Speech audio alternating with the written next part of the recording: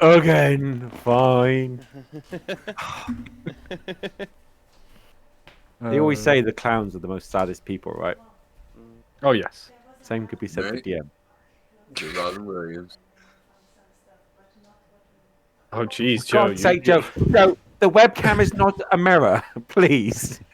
Why not? Jesus, guys. Well, no, I do the same. I kill my touch you. Right? I don't look at myself in the. I don't look at myself in the webcam. I look at the rest of you. Jesus Christ. I've been trying to tame my stars. Tame it. Yeah. I'm trying to make myself look less like a Mexican, more like. I'm just gonna keep Joe. Weird. Oh God, can we please stop with that, Joey? What? Looking like a Mexican? Yes. What's wrong with looking like a Mexican? Well, exactly. That's my point. I don't want to look like a Mexican. I didn't say there's anything wrong with looking like one. Mexicano. No, I'm just. Riba. You have to get a tan first. I don't know. No, I don't know. Gotta get a mariachi. They split up. It's All up. of them split up, and like, they are really making a mess of things. God. I know, but you know, I'm committed right now. So Quick, Sal, I'm ring him. gonna see it through, Sal, ring him, even quick. if they like. Sally, they ring him. TPK almost every session. It's like crazy. Ruin this Oh, joke good. for him. I quick. don't know. Maybe it's me, but I think Well, it's them, right? He has been playing. He has been listening to the Glass Cannon. I know. I have seen this joke. Like that's the sad part. No, I'm not looking forward Bring to his it. but, phone. Well, it's something we do every Sunday, so might as well see it through. I think maybe this is the last session or the one after. I'll say, hey Troy, welcome back when he gets back. Yeah, good luck to you too. All right, catch you later. Just trust Bye. me. Hey Troy, welcome Ring back. him. Good you do, Joby. Well, let's get Hey the show Troy, welcome back. See his face. All right, guys, let's do this. I'm excited, aren't you?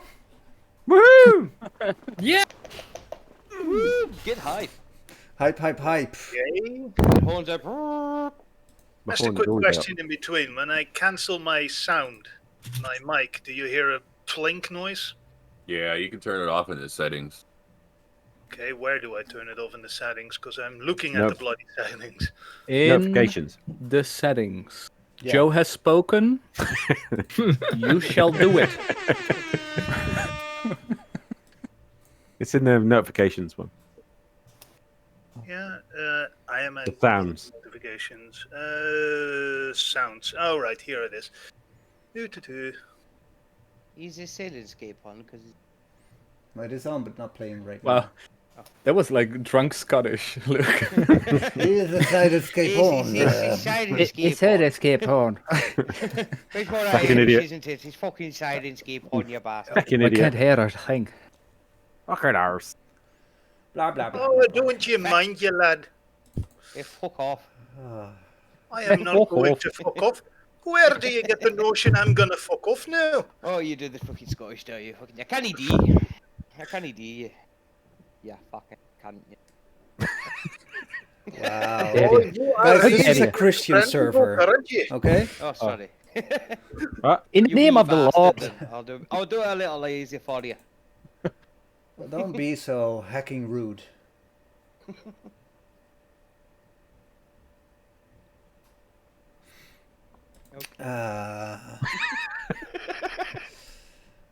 All right. Let's get this show. You don't on say the fuck on my Christian server. road. You bloody wanker. You just don't. Can he do it? Can he do? I don't have the power. This is not an Irish server or anything. Just go. No, go.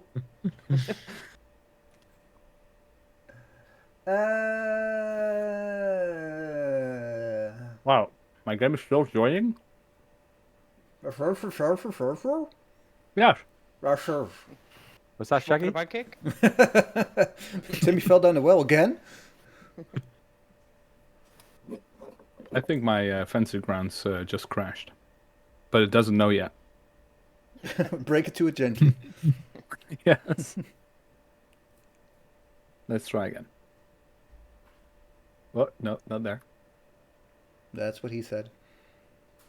Wow. Ah, boy. You hate to see it, don't you?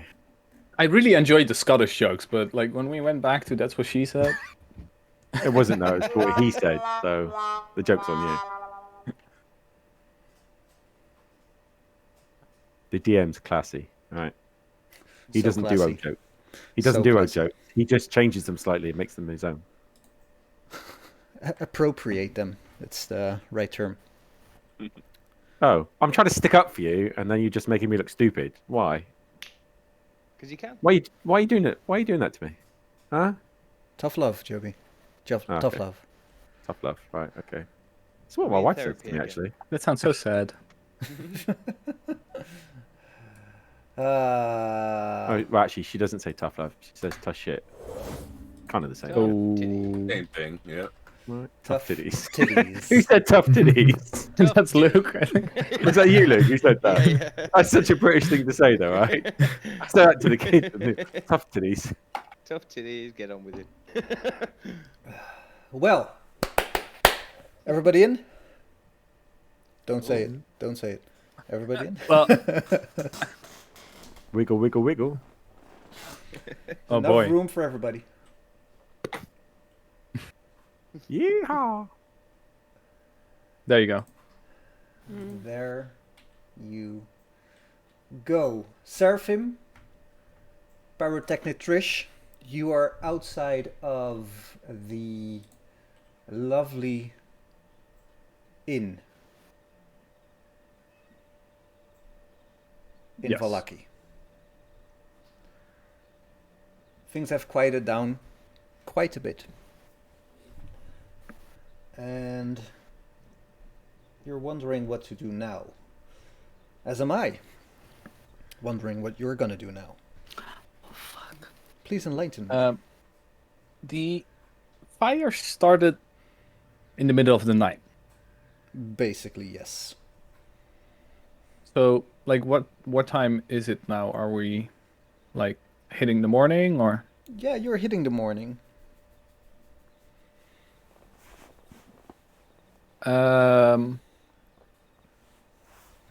Oh, Trish, I feel so tired. I'm not sure I have a clue what to do anymore.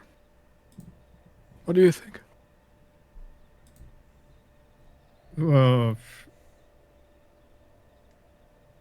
I guess we should deal with that witch, right? Or Yes, do you but- think you will be able to sleep if you return now? Well, she has been able to find me every time, no matter where I was. I'm not sure how she is able to keep doing that. And to be honest, it frightens me quite a bit. Because last time we attacked her, we were together, all of us. And right now I have nothing to defend myself with.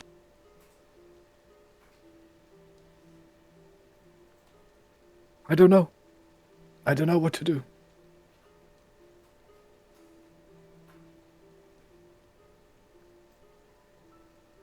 No, yeah, me neither. But I mean, I guess we could wait here and hope that that the rest shows up, but because we could go looking for them, but I don't even know where we could go looking for them. How long has it been since we lost each other at Baby Legisa? Baba Legisa, or whatever the name was. I think, days. and 2 I'm days? looking indeed at our resonant timekeeper, Luke. 2 days? Yes. I'll put the timeline in the notes. All right. Oh, yeah. well, it makes sense. I have 2 fatigue, so that would Yeah. be 2 nights, yes.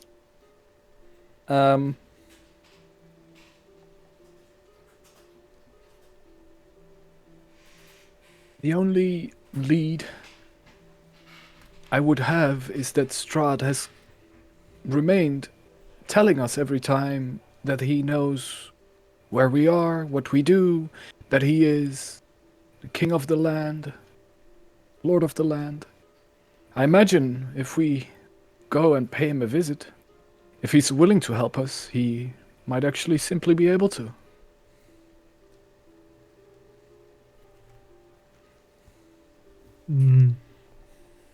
Perhaps.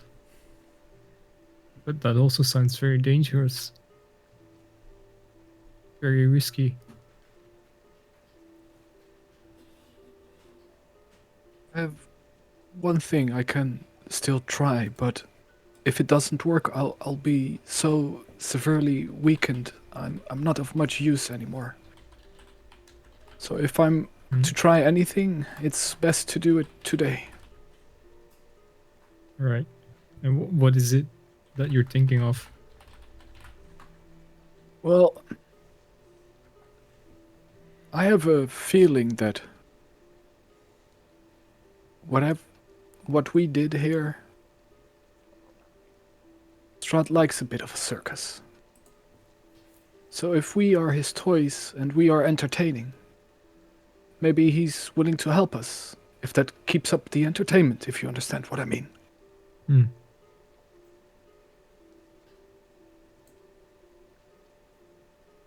Perhaps.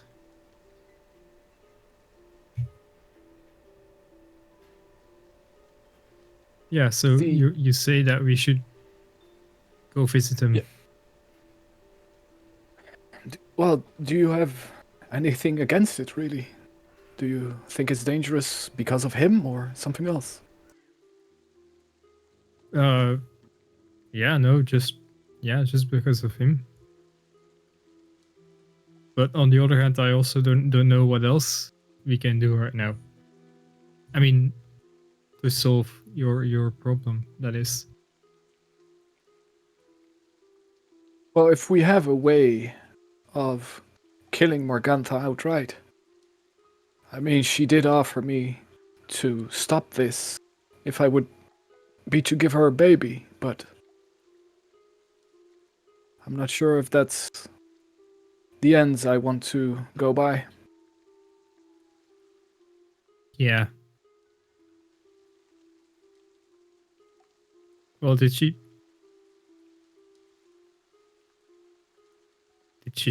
no, never mind.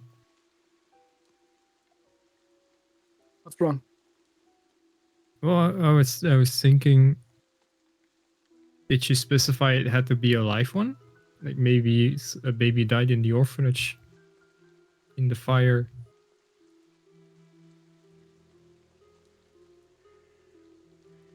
But I'm assuming she wanted a live one. I assume so as well. And we have tricked her once, and this is how she repays it. I'm not sure. Yeah. DM, is there... do Trish or I know of any... Well, I'm playing for myself. So does Seraphim know of any weakness that a hag like Morgantha would have? Like, is there a way I could deny the power or spell or whatever she's using to do this?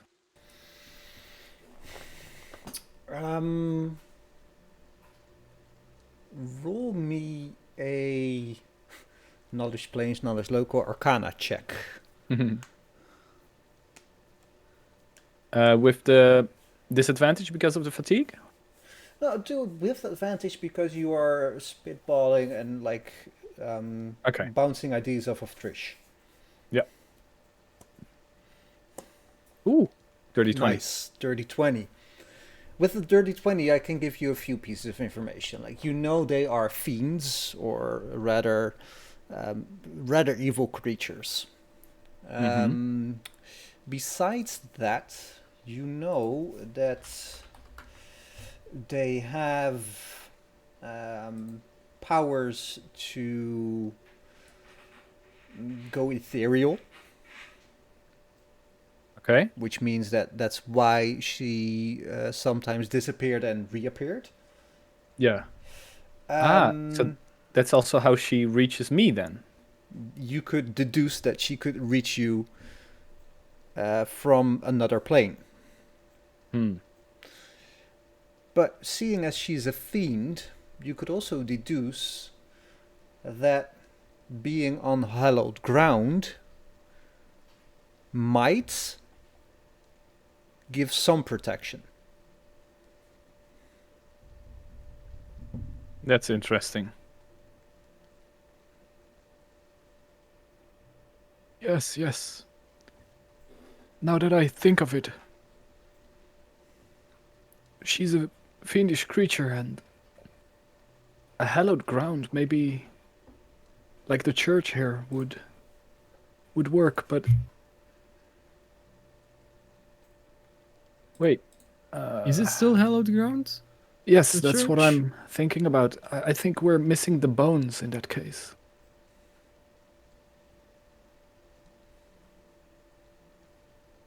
Or is it the bones that make it hallowed ground?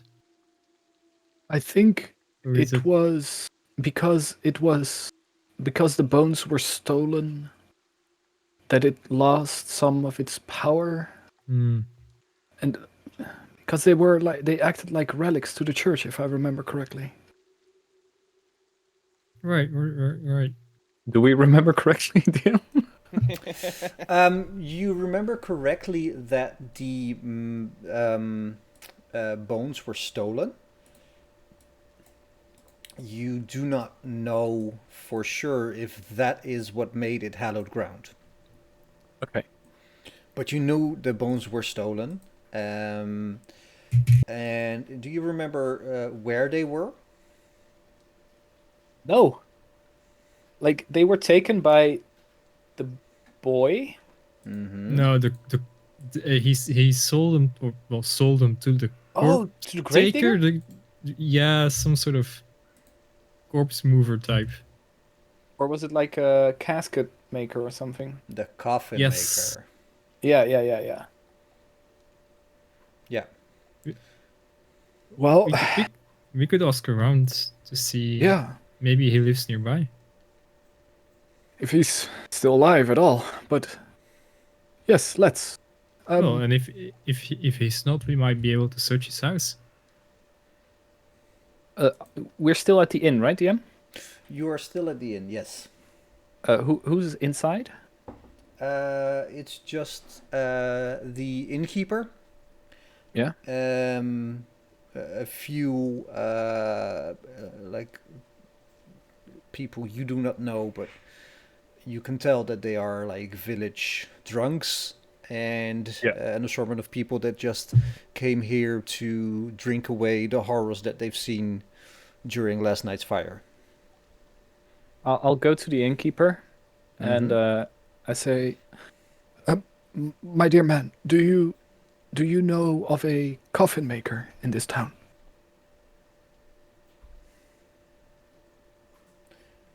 He looks at you and yes, Willem Vandervoort. He's our town coffin maker. Why do we ask? Did somebody die?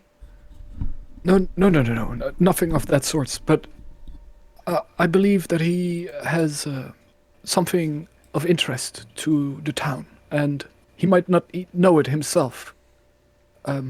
It might actually help everyone. Do you know if he's... Do you trust him? Well, he's been in this town for as long as I can remember, but he's a bit of a weird duck, as they say in the bite. He mostly keeps to himself, and I haven't seen him. I haven't seen him for a few days now that I think of it. He usually comes in and sits right over there, and he points to one of the tables right in the back. A bit of a dark place, not a lot of light. And the innkeeper tells that he drinks a lot in the evenings, and usually He's been drinking more of late, much more. I I give Trish a wink and I say, "Well, we might have means to convince him to help us then." And so he's not sitting there right now, right? No. He's not sitting there. Okay. And at the end of like our bit of last session, I spoke to a guy who knew about Selune. Mm-hmm. Who was that exactly? Like, was that someone? Because we ended there, so I would like take his name, like ask where he lives to talk with him later. Yeah. He told you that he read the name Selene in a book Yeah. that's been in his family for generations, and you took his name. It was a nondescript name, like Vladimir something something. Okay. And he lives on the other side of town. Okay. And basically, you would pass the coffin maker shop first. Yeah. On your way to there, but you can also go there and circle back past the coffin maker shop, whatever you want. Oh, Trish, do you want to go there with me? Yes. Now that I think about it, it is something that we've put off for way too long. These bones, they might Yeah, have more indeed. importance to us in this town than maybe we've assumed so far. Indeed. Let's go.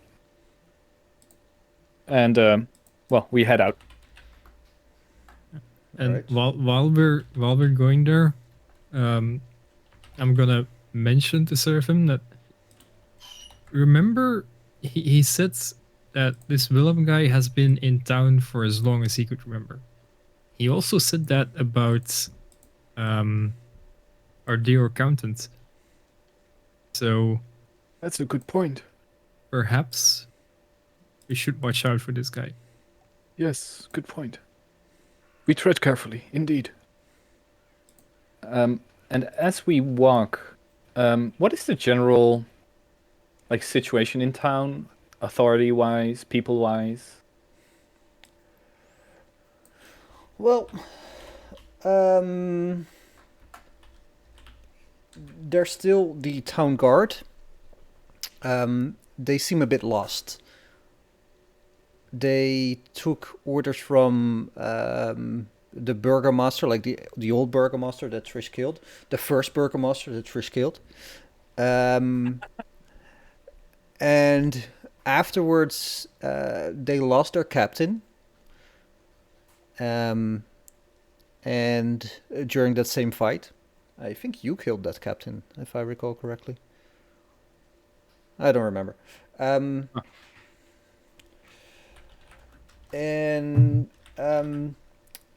But it's just like the old school, like the normal guards. It's not the no, it's like they noticed that the cultists are absent to a degree. You still see some cultists running about, but they're not as numerous as they were before. And even these cultists that are around are looking shifty, looking left and right, like they're not sure what to do. Yeah. Okay. But Well, like the law in the town has been retaken by the town guard. yeah. Exactly. Well, that's quite the reassurance that the actual authorities have authority over this town again. Might Indeed. make it a bit safer for us as well, Trish. Considering you were Quite. under quite a bit of stress. Yes. I hope it's gonna be easier this time. Let's hope so. Yeah. We walk to the coffin maker. All right. You walk to the coffin maker. It's a little bit of a stroll, not that much. You can certainly see that the town is ravished. The fire has, like the 2 or 3 fires in the last 4 days, has taken its toll on the town. People are scared. They are, most of them has lost their eyebrows or their hair, and a few of them are brandishing bandages around their face, hands, mostly hands.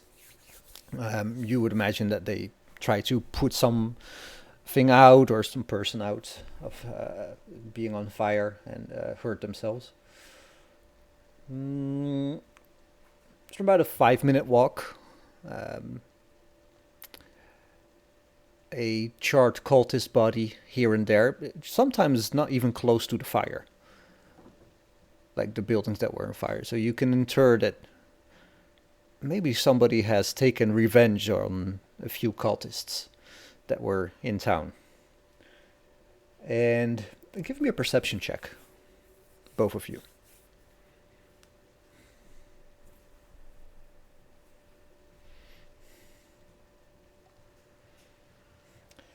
Seraphim, you are basically a bit more worried about the amount of people with bandages around in town. But Trish, you can tell with your dirty 20 that the guards make almost a statement of not looking at the charred bodies of the cultists.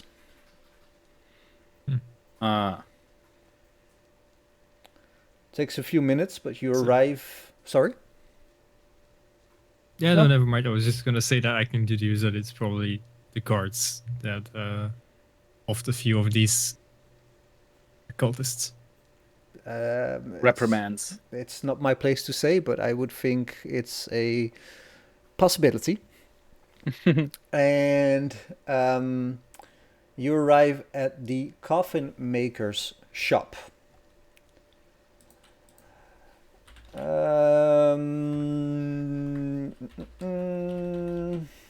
I will open, because this has a map, so you know it's going to be good.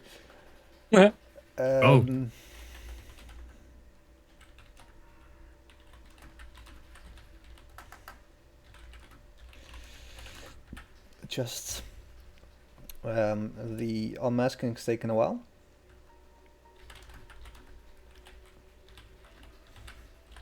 You've taken to the strategy of unmasking first, then sharing, which is a lot better. Yes. I try. It's taken a year and a half, but I am learning.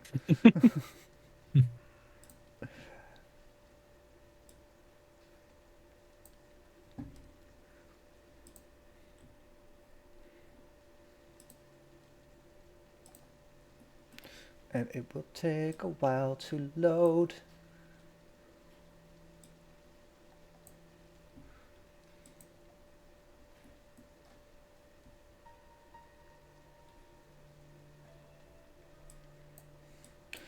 And the Sirenscape will change.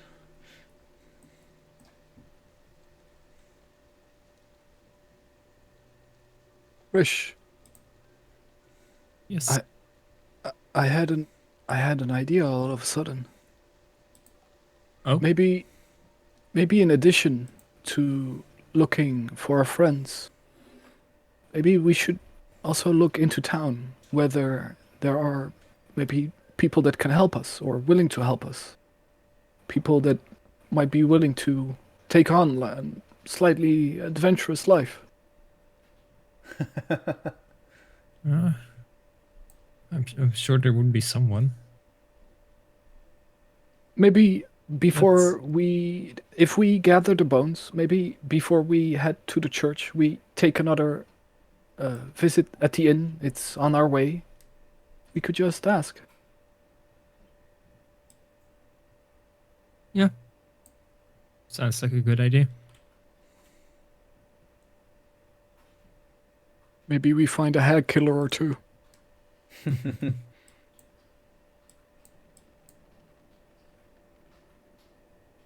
Does the shop look like in use? Is it open? It is very quiet. Like you would imagine a coffin maker shop to have at least some life in it, but not too much. Am I right? But Negative inspiration for the DM. thank you. But I'll pass it on to one of the players in a moment. Okay. But it's very, very still.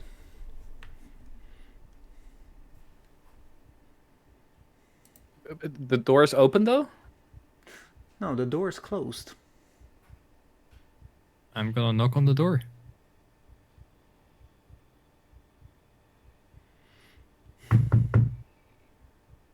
You knock.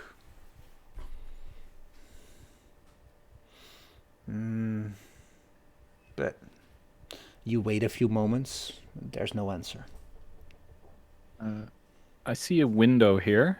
I'll take a look inside.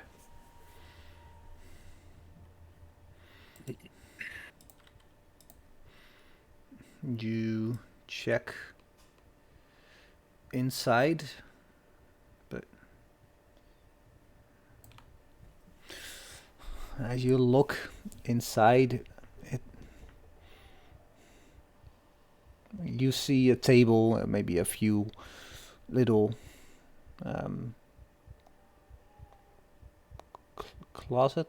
caskets, no, boudoirs. Cabinets? The cabinets, yes, but there no sign of life whatsoever.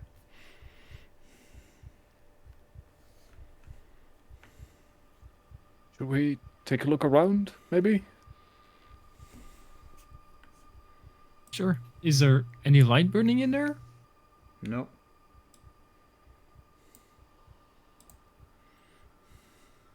I go along the building, watching the windows to see if I see anyone inside, basically. You check and I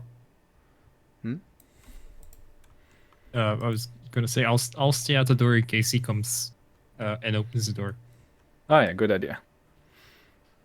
you check this window. And all you can see is like a few coffins.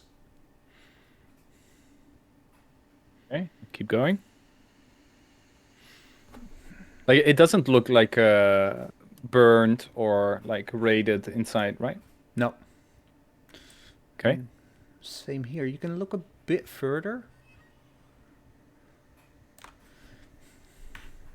It's all coffins.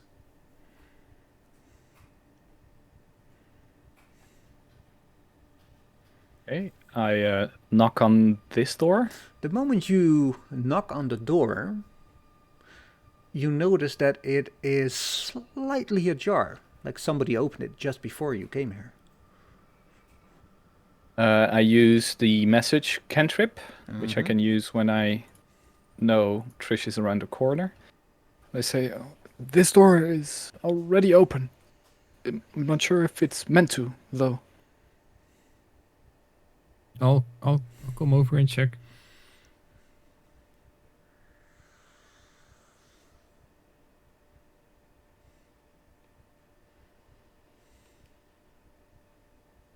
I open the door first, and then I let Trish in.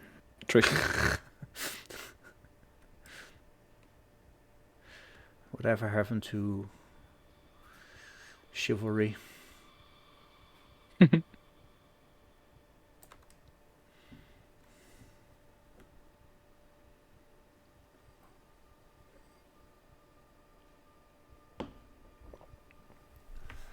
You open the door, and you see a room with haphazardly arranged wooden coffins in this musty L-shaped room. You look around, and in your head you're doing like math. And you see 13 coffins.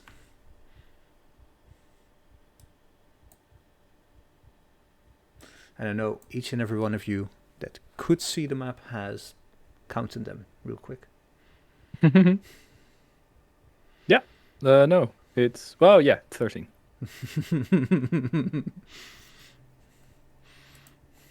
Hello? Somebody here? Hello? Your voice carries and echoes through this rather large room, and except for the coffins, it's quite empty. So your voice carries and comes back to you. For a second, you're like, no, that's just my own voice. No, it's not somebody else, it's just my own voice. Trish, you are stepping to one of the coffins. Yep, I'm just gonna open it a little, see if there's anyone inside. You open the coffin, and you're doing it very, like, you're not sure what you're gonna find inside. You've seen the horrors that Barovia has to offer. So you open it just a tad, and close it again, just to be sure. And open it just a bit further, close it again, just to be sure. And finally, you open it just far enough to see inside, and it's empty.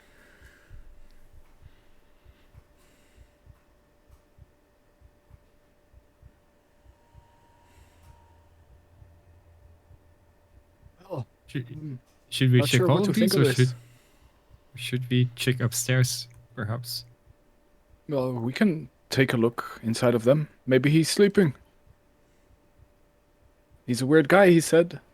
So he might take a nap in his own work. Yeah. And I'll take the top side here, and then like go down the caskets. I'll go like this. You check them all, and it takes a fair amount of time because you want to be sure and also very careful, but all of them are empty. Well, he's not here then. You hear a door close upstairs. Hello, Willem. We just want to talk with you. Should we, like, take a walk towards the front door, maybe? I open this door. Which one? The one to the south or the one to the South. west? Yeah, South. sorry.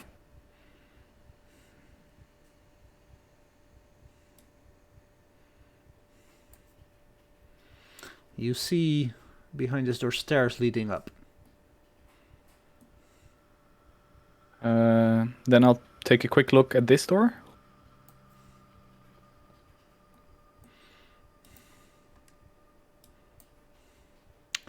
You open it, and it's a pretty large room.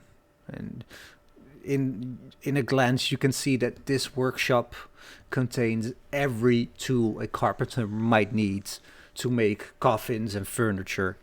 And there's 3 sturdy work tables stretched the length of the west wall, and a few smaller tables to the north and southeastern wall. Can I see whether the front door is like locked with a beam or a set? How do you call it? Like a sliding lock or something?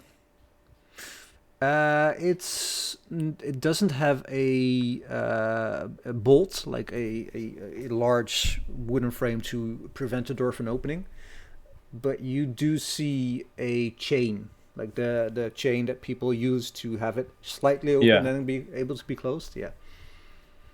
And it's like closed or locked in that manner. Yeah. Okay, good to know. Willem, can you hear us?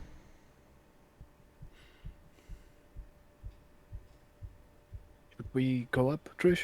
Yes, let's check upstairs. I follow Trish. Seraphim is having a hard time with these stairs. He's tired as fuck. I'll place you on the other side of the map.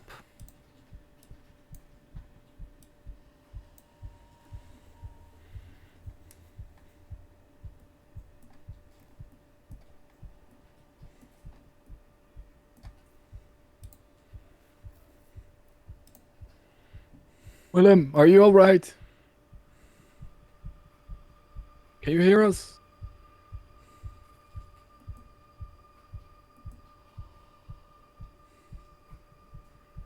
Like, can we actually hear any movement beyond the door we hear? No. At the moment, you cannot hear anything.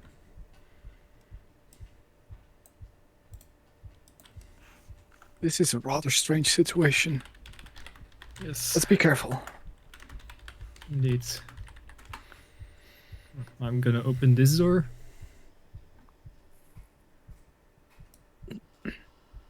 Alright. So you open the door. You see a kitchen that contains a small square table surrounded by chairs and shelves that are stocked with provisions. You could deduce that Willem this is his kitchenette and also his little dining room. Mm-hmm. I'll open this one. Yes.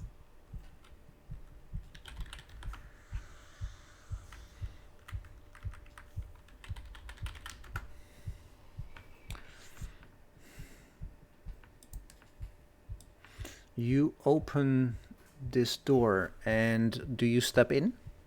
Or just open it a bit? I just open it to see what's there. And to, like, I'm not trying to intrude on his personal space. Just 1. Get out of my personal space. 2. You open the room and you see small boxes and planks that you could deduce are used to make coffins. Trish, you see in the kitchen a door to the north. Yeah, I'm gonna step into the kitchen. Mm-hmm. Willem, you there? I shout into the room.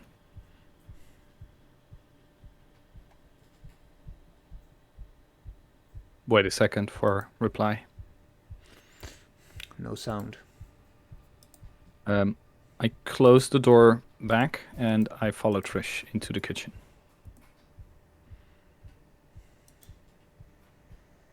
And is there like fresh food in here, or has it started going off a bit already?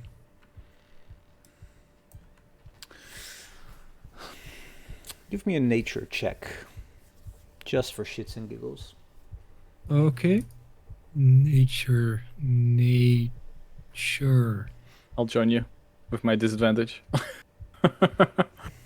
Well, you can both see that this... I just made you roll, just for the heck of it. The bread is moldy, still. You can deduce that it's about 4 days old.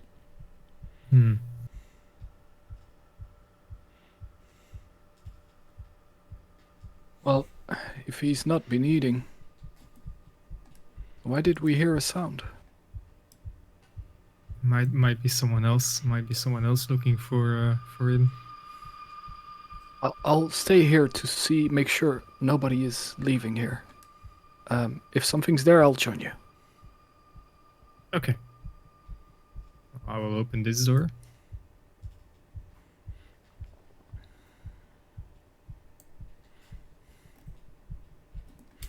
You open this door, and the moment you open it, the smell of death attacks your nostrils. You see a modest bedchamber that holds a cot and several well-made pieces of furniture, including a table, a padded wooden chair, a bookshelf, and a wardrobe. But you also see, as you step into the room, one of the crossbeams on the ceiling has a rope tied to it. And from that rope hangs a man in a noose. He's been dead for a few days, you can tell. He has hung himself. Yeah. DM, I would like to grab a chair and like put it diagonally against the door towards the east, like into the other room with the planks. So if it's opened, it should make like some noise.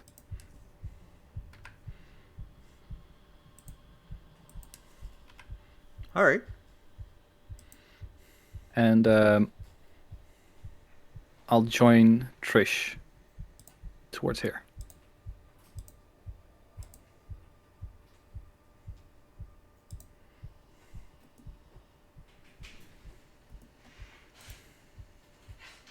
Right, Trish. Willem is hanging here, so you just are at his body, and you can see that he has shat himself, peed himself. His eyes are bulging. His neck is broken. He is certifiably dead. Would you allow me to pick you up so you can cut the cord?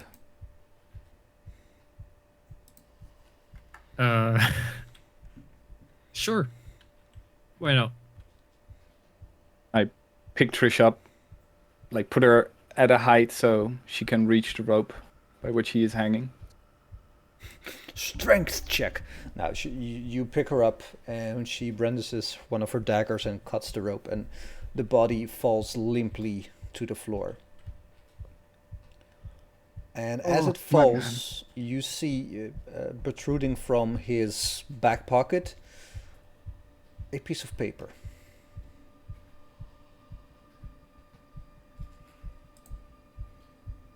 I'll take it out of his pocket.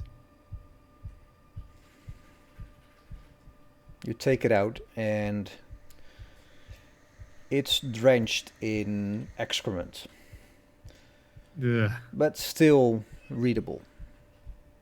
And says, "To whoever it may concern, I took them. I took them and hid them.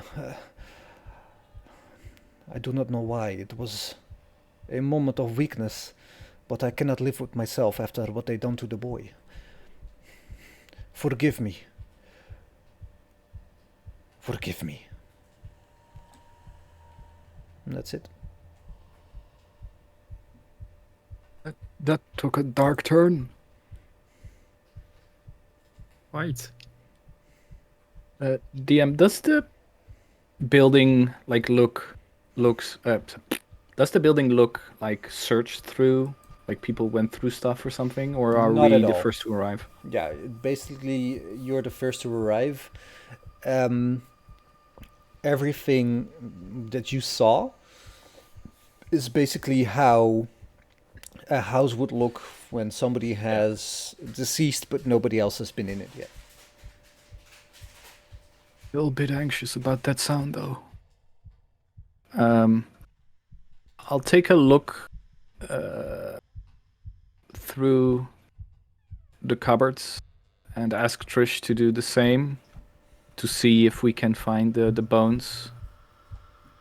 And I'd rather give Trish advantage than doing it myself.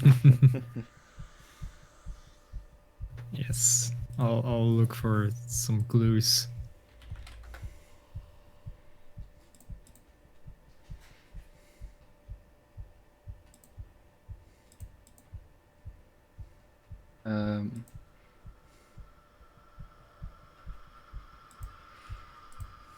Do we need to roll anything, DM? No, because when you check all the bookcase, you find a novel about Harun the Barbarian. You see a novel about alchemy, and So you take it and you flip through it. It's mostly gibberish and nonsense. That's the bookcase, and then you move towards the wardrobe right here. And either you both or Trish give me an investigation check. I'll do it. I'd like to help her. All right. Investigation or perception, whichever you want, and it's DC 15. Investigation or perception. Yeah. Does that mean I get advantage Yeah, if Seraphim is helping me? Okay. yeah, Seraphim's helping you.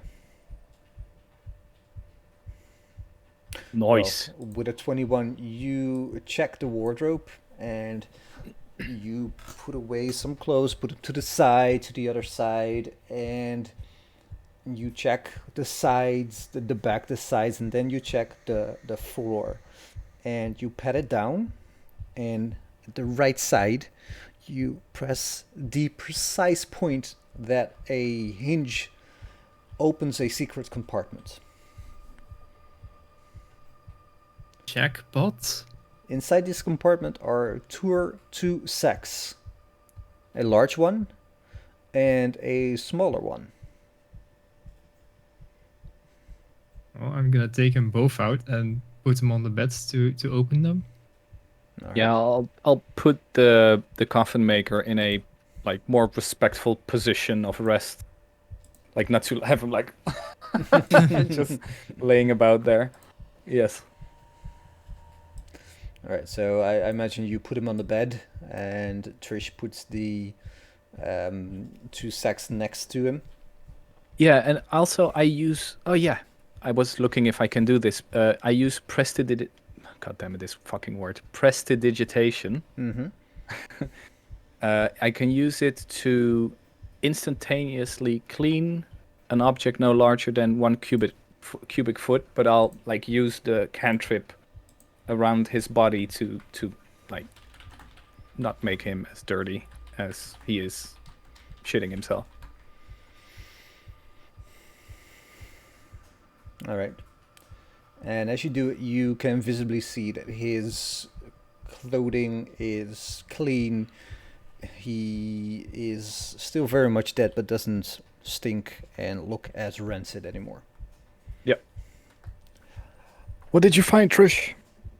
Trish, which bag do you open first? The large one.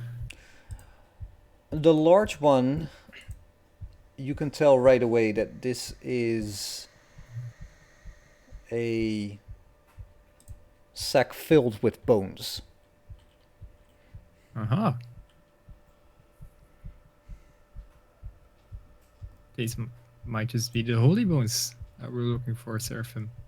Oh, that would be so excellent.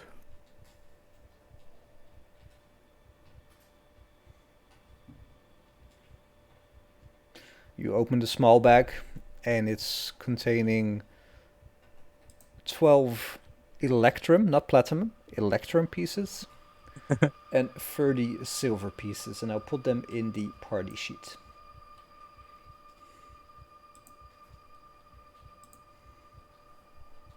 Do you show me, Trish? Yeah. Let's Trish. split these. I'm not sure how you do it, but you keep finding money in hidden places.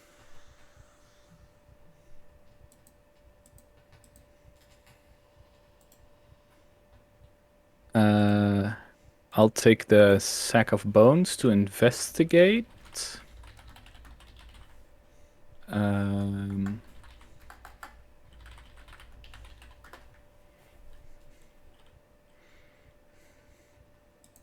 How do we split the money? Because I don't see it in the party sheet yet. You don't? Oh, I No. just said No. 12 and 30. There you go. Okay, so it's 6 electrum for me and 15 silver pieces. That's 50, 60, 61.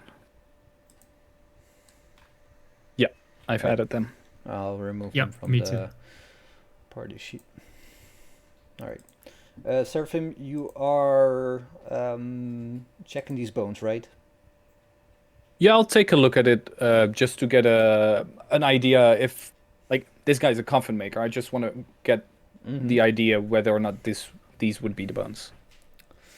As you check them, you see like holy text engraved in the bones, and you can rightfully deduce that these are the bones of Saint Andrew. Think it's them, Trish. Right, What an that's- amazing find. Oh. Shall we take them straight to the church, or do you want to check out that noise from earlier?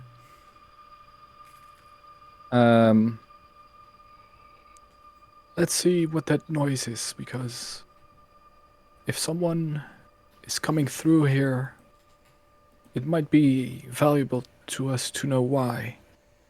But before we go, and I grab 2 of the silver pieces, and I put them on the eyes of the coffin maker before I leave. Nice touch. We should probably tell someone that he died. Yes. The innkeeper, maybe? Yeah, probably the innkeeper. Yeah. We should. Or, if not, someone at the church. They would be in close contact with him. Otherwise, I imagine, doing the service of death. Right. The chair's still there, I imagine. Yeah, Trish is standing in front of the chair right now. Yeah, I'll remove the chair. Throw it and, down the open stairs. The door. Start breaking it into little pieces to build a fire. Yes.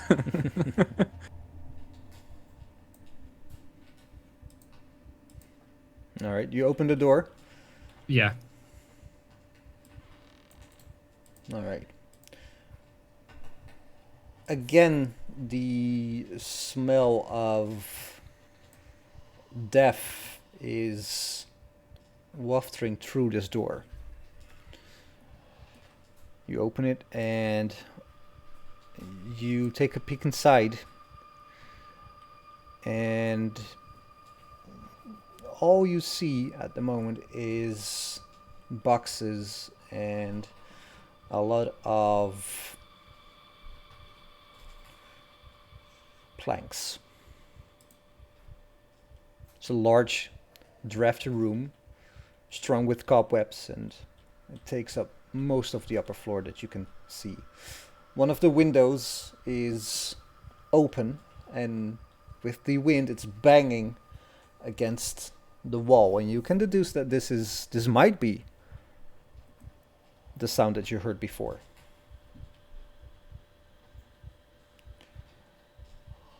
Oh, I still want to check out where that smell is coming from. Yes. It's weird that it's coming from 2 places. But wait, wasn't he talking about a boy in the letter? Could it be the boy, maybe? Perhaps. But let's find out.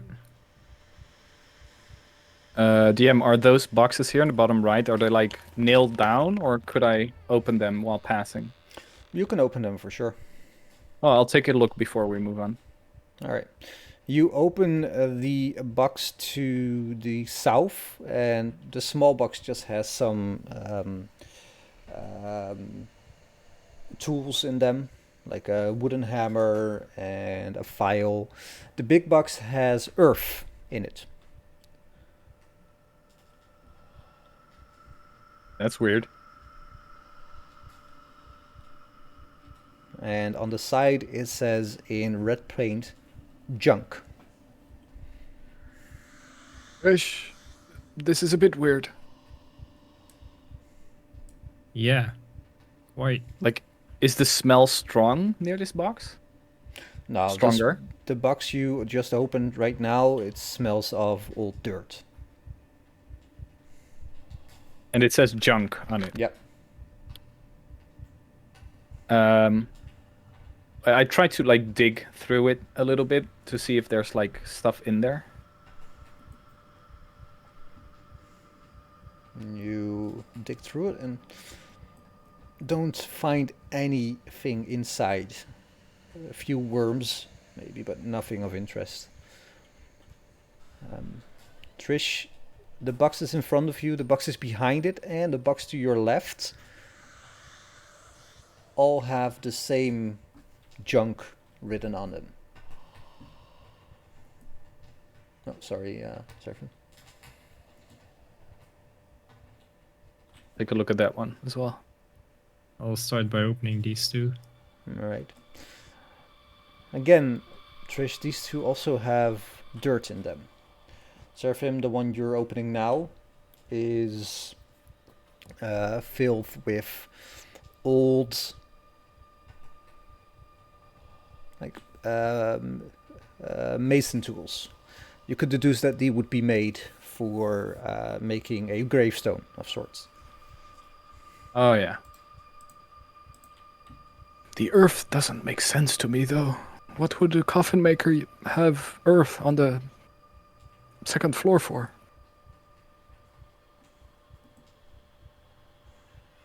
I have no idea. Perhaps even grave digging, but why keep the dirt? Why Doesn't keep make it any upstairs? Well, I assume if he's keeping it at all, he would keep it upstairs where it's out of sight of possible customers, but yeah, it doesn't make any sense. Yeah, we just open the boxes one by one. Alright, Seraphim, the one you're opening in front of you, also, it's dirt. And as you look at it, you... Give me an investigation check. Bruh. I know. 10. You check it, and you can't really find anything. And as you're about to close it, your eye picks up one minute detail. It's a human hair. You pick it up. It's long, curly, red. But that's all you find. There's a hair in this one, Trish. A hair? Maybe he You buried someone in the box? I suppose we could try smashing the box. Yeah. I'll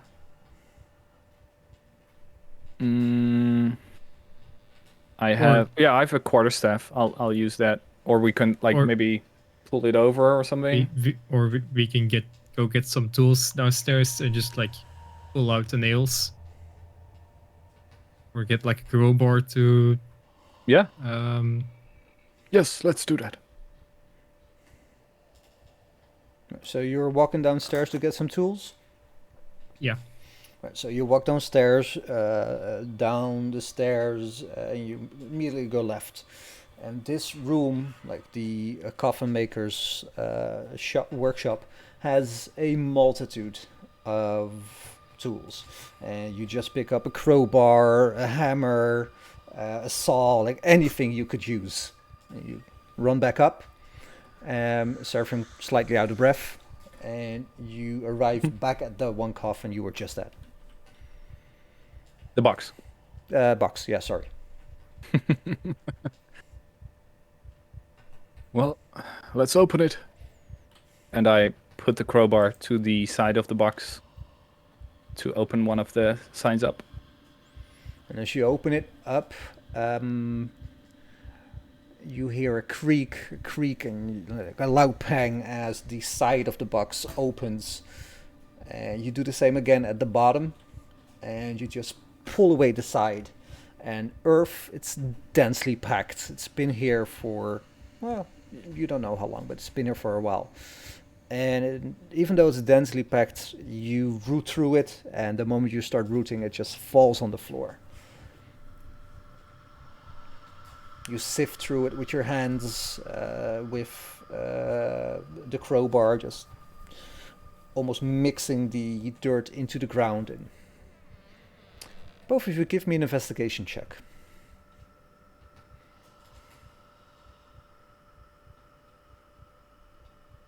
9. You check the dirt and can't really find anything, though there is an odd odor emanating from the dirt.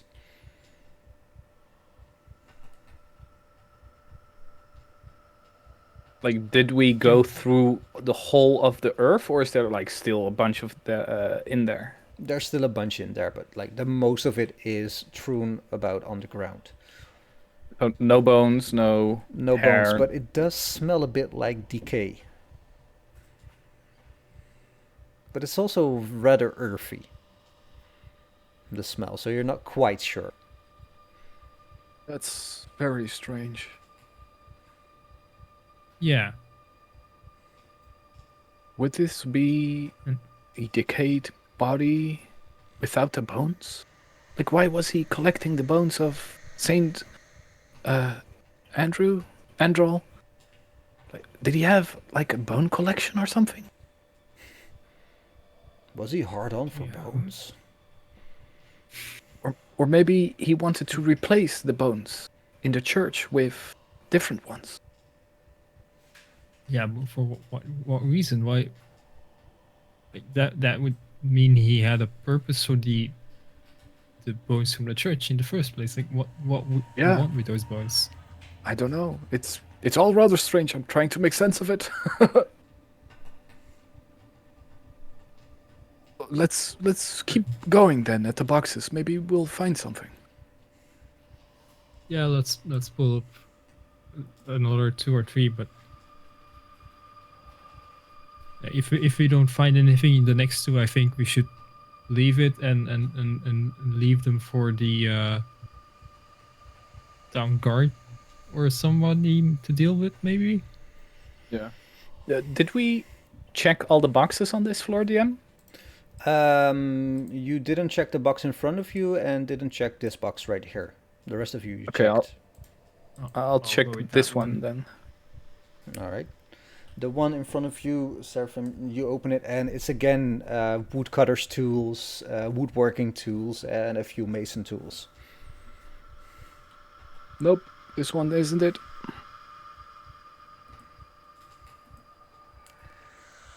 Trish, you stand in front of this box and you use your crowbar again, I imagine, to open it on the top or the sides. What are you doing? Well, I'm just opening it on the top to see if it's dirt again or if it's anything else. All right. You open it and it's again the same amount of dirt, and you look at it and suddenly the smell of decay and rot really assaults your nose. And as you look over to Seraphim, like, what the hell's happening? You hear something moving inside this coffin, and a hand thrusts up to yours. Roll initiative. What the fuck?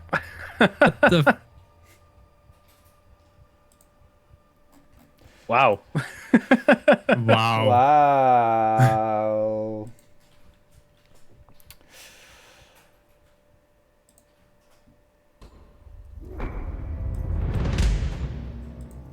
From inside the coffin, a woman jumps up, dirt falling away from her face as she uses her claw against Trish. Misses, tries once more. Misses again, a double 2. First, you notice that this is a vampire spawn. Seraphim, what do you do? Like, does the vampire spawn have like a specific appearance? Is it like a child or something?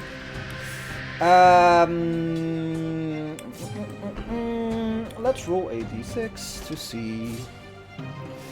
No, it's an elderly lady. Older, like an adult woman.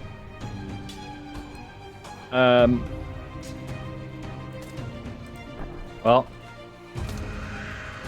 I'm going to roll a 3rd level guiding bolt at it, and it's the last thing I have. One moment. I use my favored by the gods ability. Mm-hmm. When I miss an attack, I can use 2d4 to add it to my attack roll. All right, roll me 2d4, which is 5. That would be 14. Just misses. Oh, AC 15. fuck.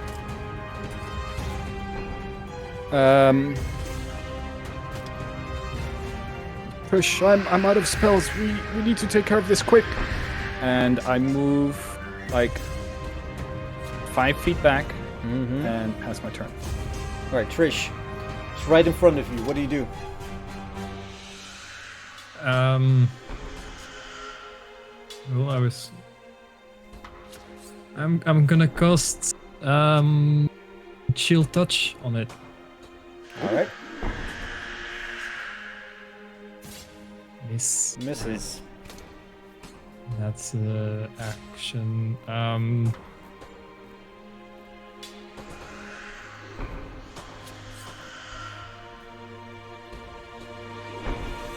gonna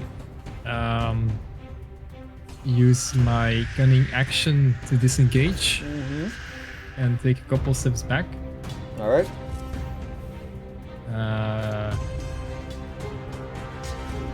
And sorry. I tell Seraphim, let's just run. If we get outside, we might be able to get a guard's attention to help us. Good idea. I end my turn. The vampire spawn steps out of the dirt, jumps on the ceiling, and rushes over to you, drops down, and tries to use her claw on you. Hits. I use my uncanny dodge. Doesn't hit. No, uncanny dodge means I resist, so I get half damage. Alright. Hits. Ooh. Oof. Oh yeah, And it worked. Okay. yeah, does try to bite you on the second attack. Also hits. And Trish, this is gonna hurt. 9. Oh, fuck.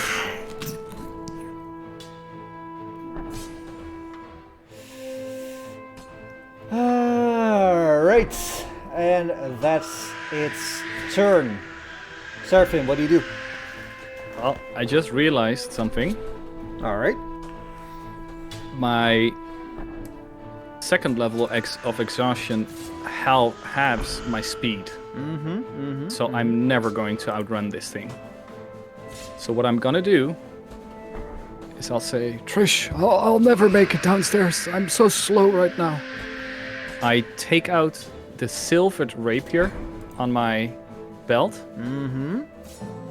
And I'm going to try and hit it. And I remember that Trish is more effective when her allies are fighting enemies next to her. Nice. Sneak attack, sneak attack. Oh, that's a natural one. Let's not do that one. What?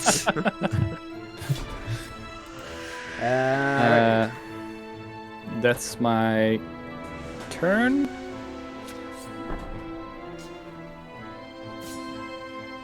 I'm gonna cast Magic Missile. Nice.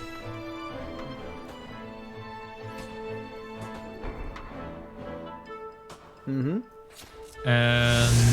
I get, do I get sneak attack? Because Wait, Seraphim is within melee range? Don't you get? Or is that only... You get 3 darts, but Oh yeah, I need... yeah, you have to roll 2 more times, but I don't think you get sneak attack on a magic missile. Let's see. Damn, max damage. Whoa. 3 times max damage? Holy shit.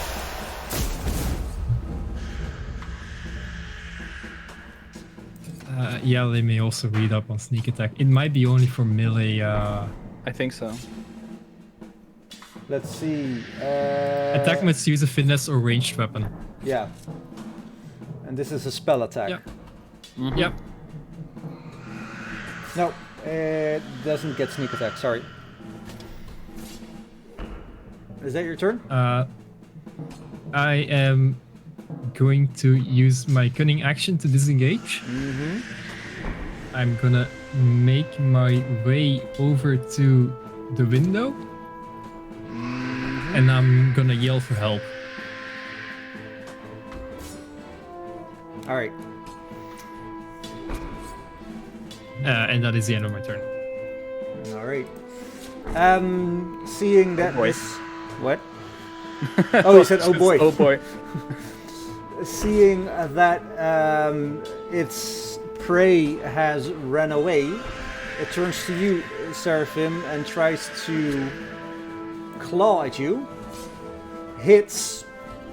I use my unsettling visage feature to give it disadvantage on this attack.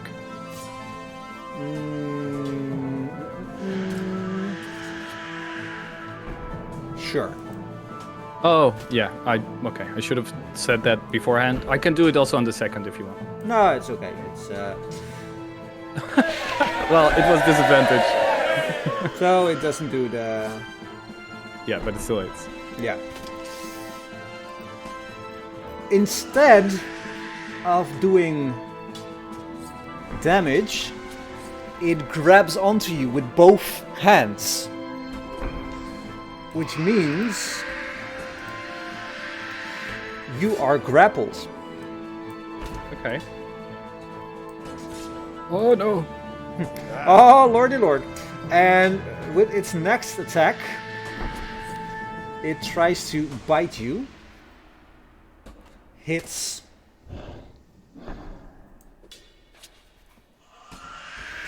And does 10 damage.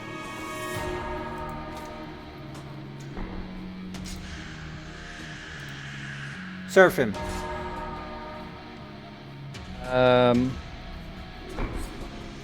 I have a bottle of holy water.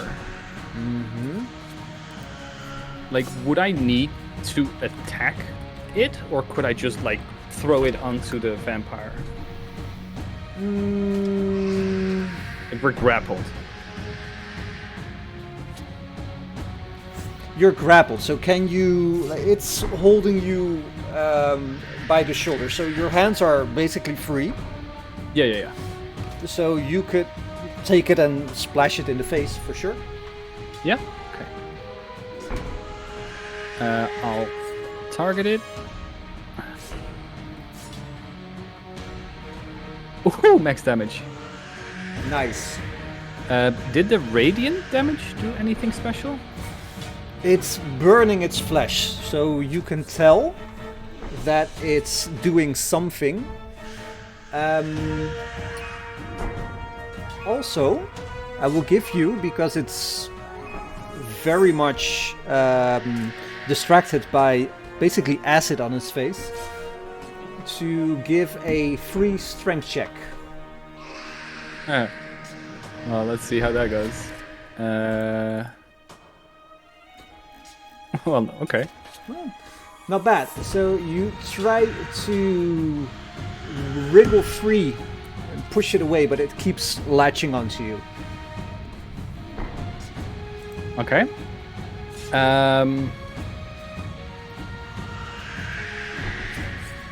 Yeah, well, that was my action. Which one of the windows was clapping open and close? That one. Let's see, what's the distance there? That's 40.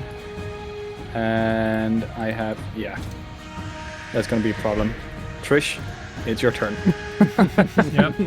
I'm gonna go back where I was originally and stab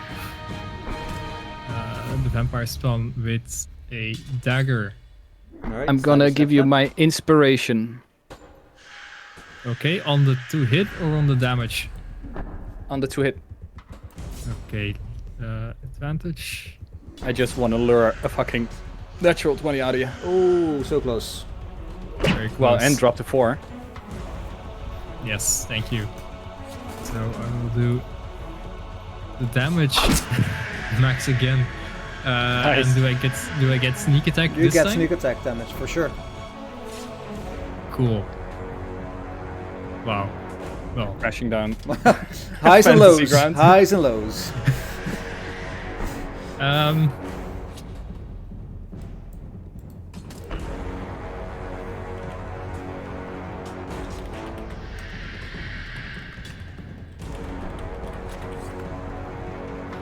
looking. Well, I also have some holy water. All right, give it to me. Can I also? Yeah. Sure. Yeah. What's the damage? Because I just have it as an inventory. I don't have it as an attack setup. Seraphim, it was 2d6. Sorry, what? Yeah, but it's also radiant damage. Yeah. Oh, I can do it. I can just roll the damage for her. Oh yeah. Yeah, if Trish is okay with that, sure. Yeah, absolutely. There you go. Okay. More acid on the face. Alright. Let me remove that from my inventory, and that will be the end of my turn. All right. You both see that with the holy water, the wounds on her face do not close.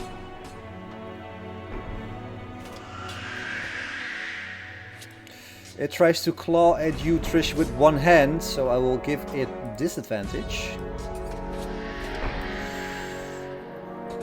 Wow. I will use my uncanny dodge again. All right, so you added it. All right. Yep. 7, and it bites Seraphim again. Oh boy. Oh damn. Jeez. Seraphim has 5 HP left. Yep. And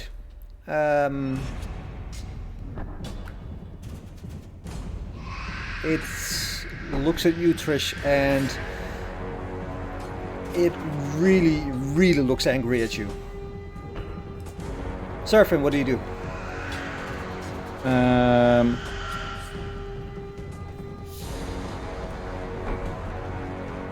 Fuck. I have not much I can do. Okay, please afford me a short moment of looking through my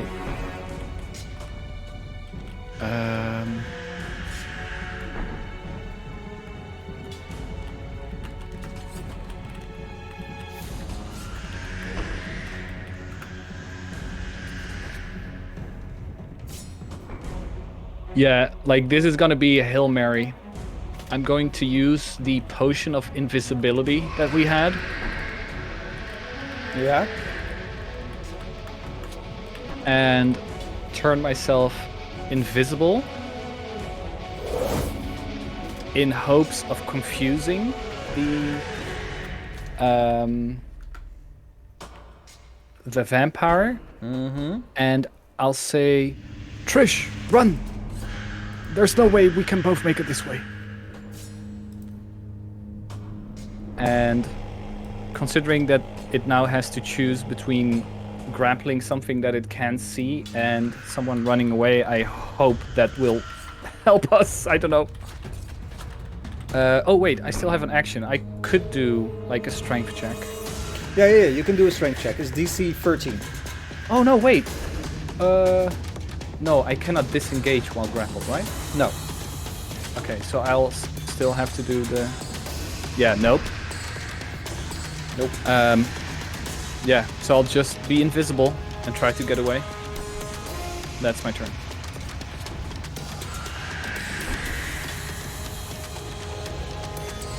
Trish, what do you do? I'm going to stab her again. I'm gonna like try to aim for the arms so that she lets go her grip of Seraphim. Or at least make it easier for him to escape. Why did that not? Nice. Oh, That's yeah, a hit. You hit. Yep.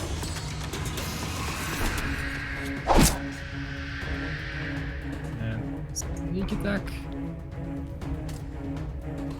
Oh, it's heavied.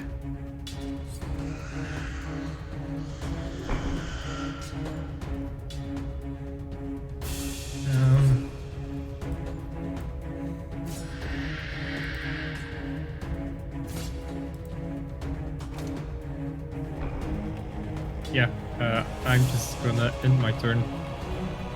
All right. The vampire, visibly confused that her meal has suddenly gone, turns its attention to Trish, hits on the claw attack and tries another bite attack.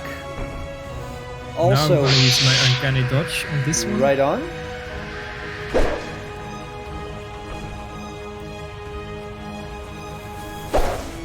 That was a good uncanny dodge.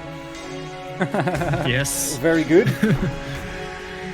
And out of turn, Seraphim, Trish, you hear somebody yelling downstairs and running up the stairs. And as you are battling this monster, you hear the door to the south fling open. And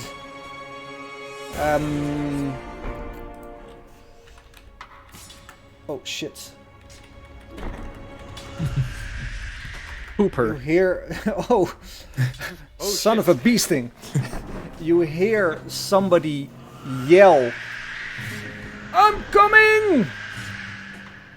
As This is not the time. and Luke, Oh shit. Luke, Oh, describe who is running inside. Daddy's home. No, it's definitely not who you think it is. Running through the room with his lovely big hat and cane, is Rudolf von Richter. What? You'll see. Holy shit. Trish, I heard your voices. Where are you? yes, here, we're here. There's a vampire. Aha! Right. I can't any move him, sir. I know. There Now you you go. It was because he was Yeah. hostile on the map. So, what's his movement speed? 30 foot. You can Gonna dash. run in and dash. Gonna dash up there. Ah ha ha! Come at me, vile scum! And that'll be my turn for that one. Seraphim, invisible, what do you do? Did you say it lost the grapple or? Yeah, sure. Because he like, it doesn't really see you anymore. Yeah. It's very confused, so it let go of the grapple. Yeah. Okay. I'll action disengage. Move back towards these You don't have boxes to here. disengage as an action because it can't see you. That's true. Yeah. Oh, okay. So I'll just move the 15 feet I have as my movement. Mm-hmm. And I'm going to... yeah. I'm going to cast... no, I'm going to use a scroll. Mm-hmm. I need to double check real quick because I've had this for the longest of time, but I have to check whether it's in my spell list.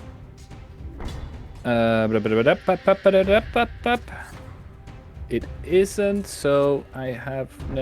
yeah, never mind. It's my turn. Trish, what do you do?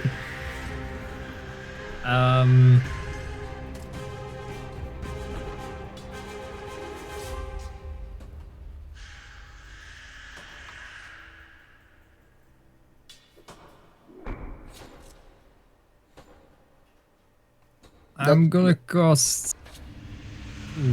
Which one? Let me read up on one. How much is it?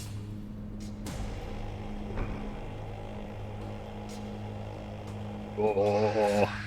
Yeah, no, I'm just gonna cast Magic Missile again. Mm-hmm. That's 1, 2, and 3. And 3.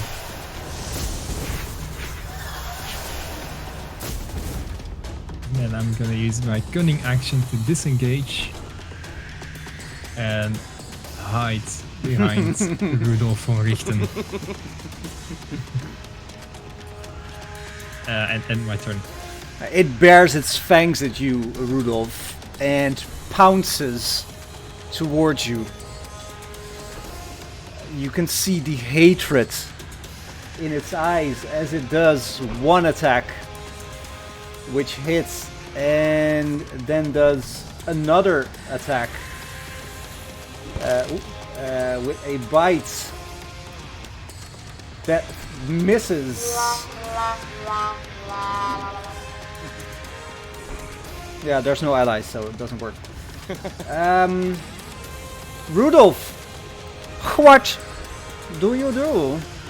First I'll shout over to Seraphim. Seraphim, get your ass close to me. You don't see me. No, I know you're here though. Regard that last one. I don't know you're here. Trish, stand by. Stand close. I hear your cries. And at that point, because it's too close for a magic circle just yet, I'm going to do 2 lovely multi-attack hits with my cane. Alright, don't forget you have Undead Slayer, which is an effect you can put on yourself. I'll do that first. Find that shit. No, I'll do that for next round. Alright. This fucking thing is must. But it's incorporated in your weapon if you attack an undead. But you have to put it on your character. Yeah. I'll just like it's massive. These fucking NPCs. When you hit, you just put it on. Okay. So what is it then? Extra. Oh yeah, exactly. Come on, hit, miss. For fuck's sake. The greatest vampire slayer alive. Misses with his cane. Seraphim, you're up. What do you do? I'm going to move. Yeah, I'm gonna try and remain hidden a little bit. I'm gonna. Oh wait, could I see the vampire if I stand here? Yeah. Okay. Like the boxes are like yay high, so you can just see over them if you want, and you're still invisible. Oh, right? Okay. Yeah. So I'm gonna use a firebolt from this position, like, just asking beforehand. Like, considering we are fire starters and this is like a lot of wood here, could I safely, like, if I aim it towards something that's not flammable, the rest won't go into flames? But I'm just asking beforehand.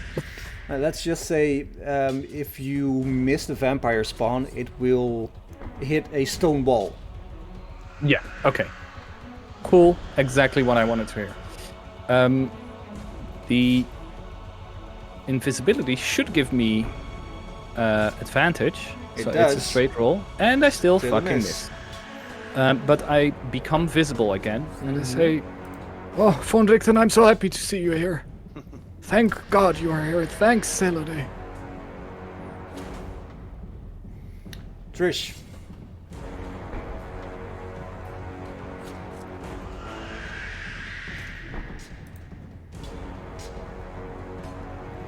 Trish? Are you muted or? Yeah. Yeah, I was muted. So I'm gonna appear from behind Von Richten and stab the vampire spawn with my dagger. Miss.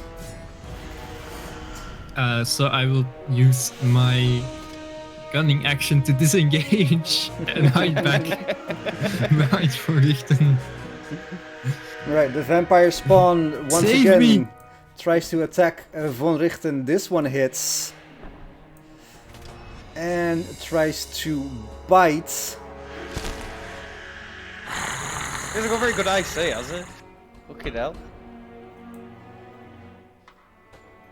Wow, minimum damage on the bites. Wow.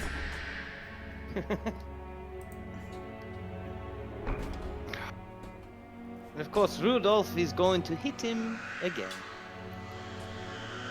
And actually hit That What do you mean hits. again?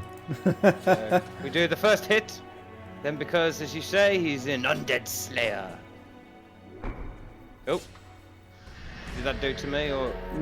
No, it's I should have put that on first, yeah. yeah, so roll 3d6 and I'll add it. 3d6. Alright. Hit him again. Miss. Miss. And I shout out, Jonathan, get close, get close. I get closer, like here, Mm-hmm. and oh, okay, I'll go here then, because you clarified. And well, this is actually a better position because I'll hit a wall again with the firebolt. How do you do in just- Firebolt? Because you don't have any sorcery point left? Is it a It's a cantrip. cantrip? Nice. Still miss. again. Ah, barely again. Yeah, that's gonna be my turn. Trish. I'm gonna do the same thing, but from the other side this time. I'm Mixing it moving up. Right? See? It worked. It worked. Sneak attack. Damn, son. Damn. And I move back With. using my cunning action Yes. to disengage. Alright. And I end my turn. Alright. You can tell that the vampire spawn, like, the wounds you inflicted, every time she attacks again, the wounds close up a bit.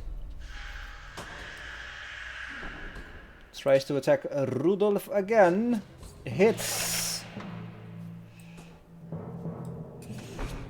And again, natural. Fucking Oh, bruh. Oh 20. no. Oh, not again. Yay, I've killed Rudolph.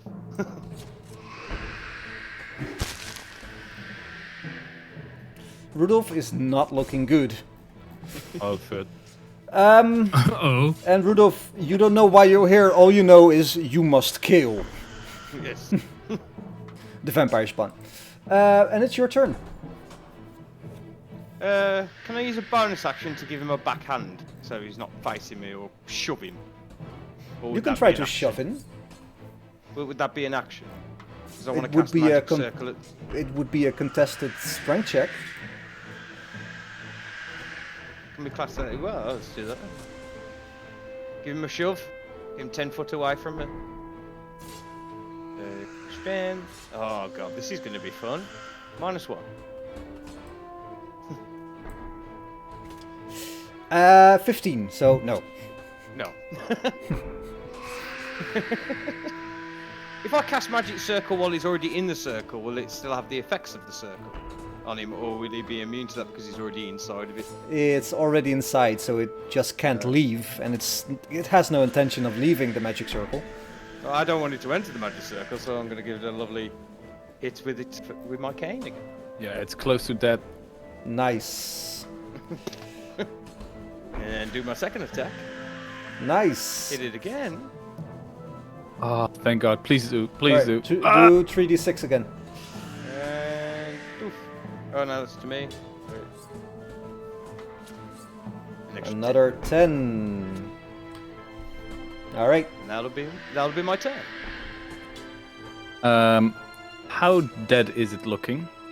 As opposed to undead, or Well, How Yeah. living is it looking? actually, yes. it's looking very much alive. Like the blood is coming back to its cheeks. No, it's looking like every time it looks like it's almost dead, and then for some reason it gets a new breath of life, for lack of a better Yeah. word.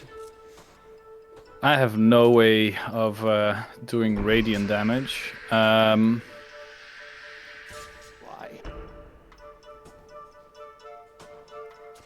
I am. God damn it! Like we need to kill it this round. I'm going to use a firebolt again. Well, I have like the disadvantage is so harsh. Yeah. And I'm going to move towards the other side of Trish.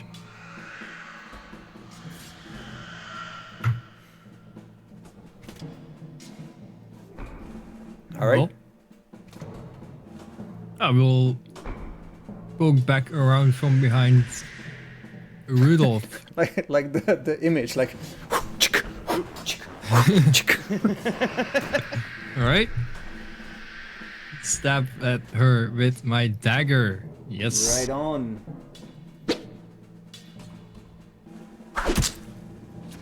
And sneak attack. her. So close. So Ah. close. God damn it. Use my gunning action to disengage. Mm-hmm.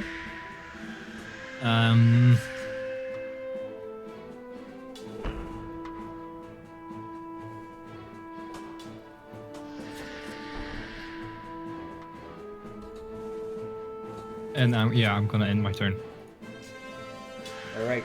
Again, you can see a new breath of life entering this horrible monster as it attacks Von Richten again and tries to bite him.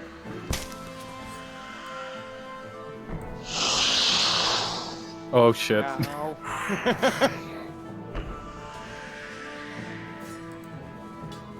Have at it, Rudolph. Well, I'm having trouble. I can't do any of the spells from that NPC. All right, sheet, which so- one do you want to do?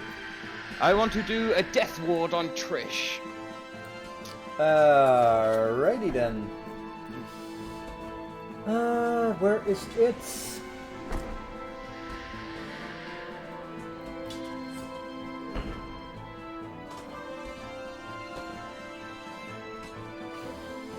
And I will. You touch a creature and grant it a measure of protection from death. The first time the target would drop to 0 hit points. As a result of taking damage, the target instead drops to 1 HP. And the spell ends if the spell is still in effect. When the target is subjected to an effect that would kill it instantaneously without dealing damage, that effect is negated against the target and the spell ends. Which means that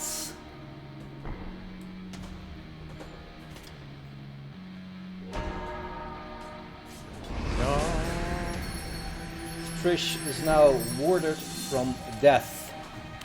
Trish, you can't die. Go for it. That'll be my turn. Seeing that this is still going downhill and Seraphim has literally no use in this fight, he is going to run this away. Run away! Well, actually, he's gonna fucking dash because he's scared as fuck. And he's going to yeah, next turn. Well, I'll step back in. Do another dagger attack. Miss. Miss.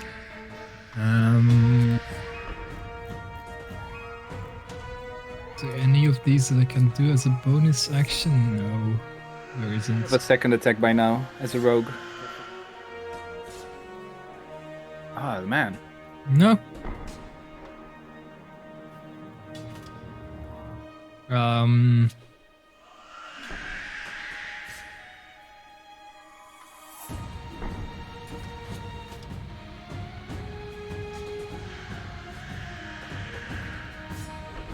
I will just taunt it a bit.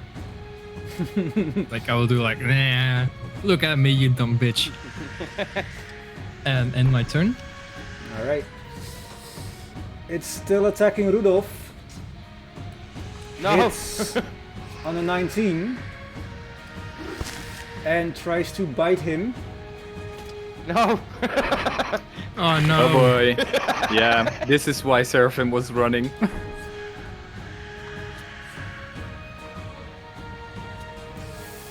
And let's just say that Rudolph is an important NPC. So he gets death Essential. saves. Because he is very much unconscious. So how's Killian doing then? Yeah. The first death save is a 16. Seraphim. Wait, you do one straight on your turn? What do you mean? I thought it's only on his first next turn that he does the first death save. Well, it was his first turn. Oh, okay. The vampire sorry. attacked Oh, him. Yeah. He died. He had a turn. And now your turn. At first, I'm gonna go here to see. Do I see anyone outside? The usual amount of people. But what exactly are you looking for? Well, can I open this window to shout out? Sure. I open the window and I shout out, "Vampire spawn! Please help us! Get the guards here! And the cleric!" In other words, you shout, "Medic!" Yes. Basically. All right. I think I did the 15 feet. Would opening the window shouting be an action? Yeah. Okay. Then that's my turn. Trish, you have a death ward. What do you do? Does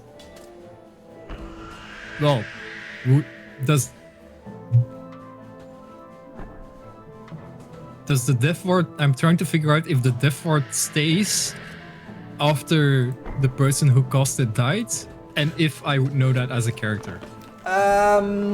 Because all I know is that Von Richten has told me, "Go for it, you can't die."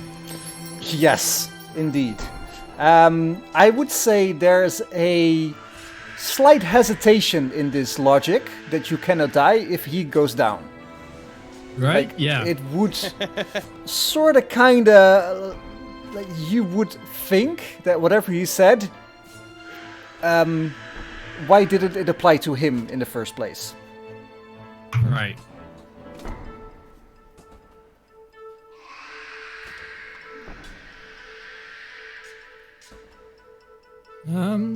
Okay.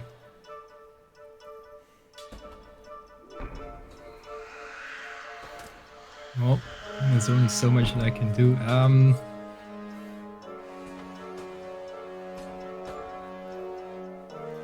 Well, I have a potion of healing, so I'm gonna give that to Von Richten. All right, that's an action. It's an action. So that's Bonus action, kill vampire. 7 HP. it's something. Shit.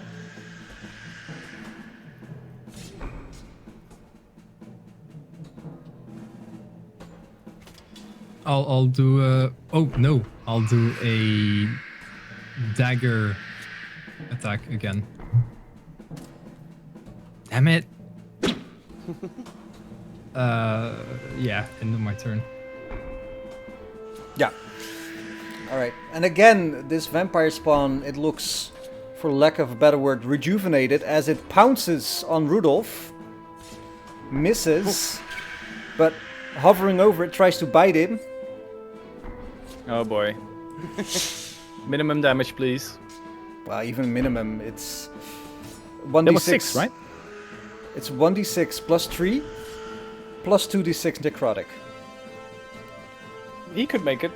If On I absolute could, minimum damage. if I rolled 3 ones, he Yes. would make it. That Let's was see what exactly what happens. I was asking for. Let's see what happens. No. Ah, You did not say eh. All right, another death save. Another success. Seraphim, Is anyone reacting to me? well, you're looking outside and people notice you talking, yelling outside. And you see from a few places guards running towards the building, but they're still a bit off, Yeah. a bit of ways off, and they would have to run upstairs also. Yeah. Jeez. What can I do here? Oh shit. Yeah, I know what I'm doing. I'm going to run downstairs Yeah. and if that would put me on the exactly. That is the reach of my movement. Mm-hmm. But I have a plan. It's always good to have a plan. Trish.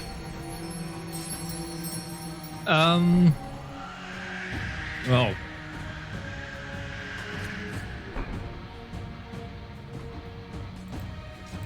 How far is this?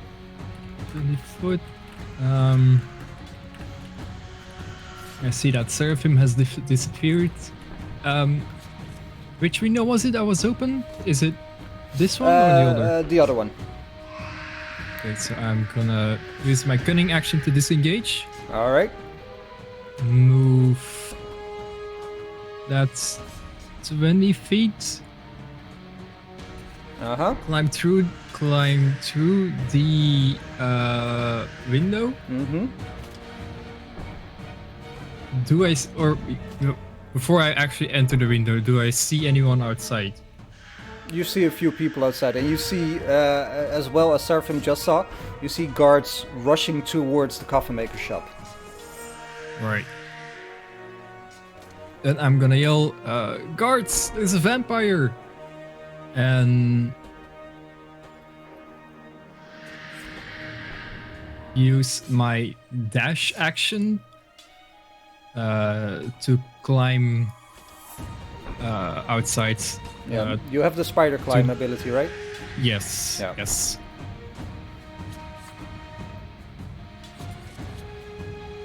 So I think I can move like 5 or 10 foot maybe still. Yeah, that would put you on the floor of the, like on the ground.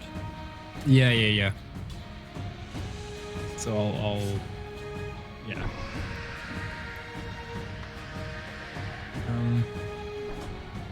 And I used dash, so I can't do anything else anymore. No, I'll end my turn. All right, guys, press F in chat because it's biting von Richten.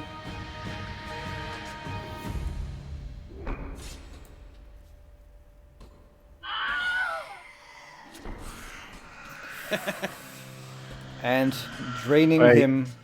Wait, What? I was going to use my inspiration. You can. I will. All right. I will roll again. Oh, I'm to get... So I have disadvantage on rolling on the second.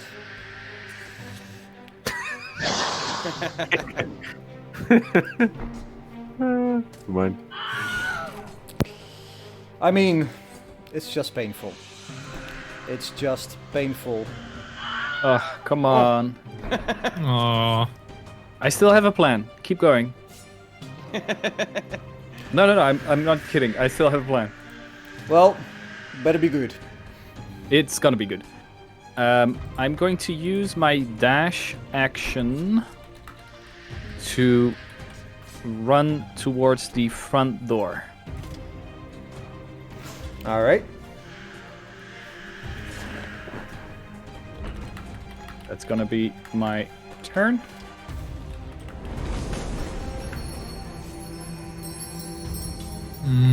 All right.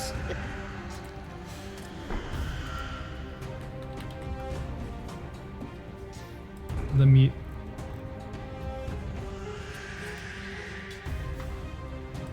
Well, I'm gonna use my chill touch cantrip on him because it says only within range and not a target that you can see. So What's the range on the spell itself? 120 feet. Oh shit. So yeah, and it in the space of a creature within range. So yeah, chill touch. Oh, that's a cool spell. Hit. And is it undead actually? A vampire? Yeah. Ah, well, fuck, because that means it can't regain hit points.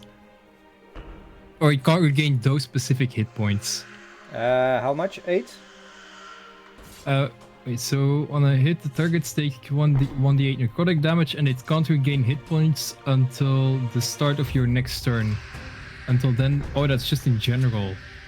Yeah, Fuck. but that's really good because it's regaining health. Every turn is regaining health. Yeah, but until your next turn, it can't. Yeah. Yeah. Until then, the hand clings to the target. If you hit an undead target, it also has disadvantage on attack rolls against you until the end of your next turn.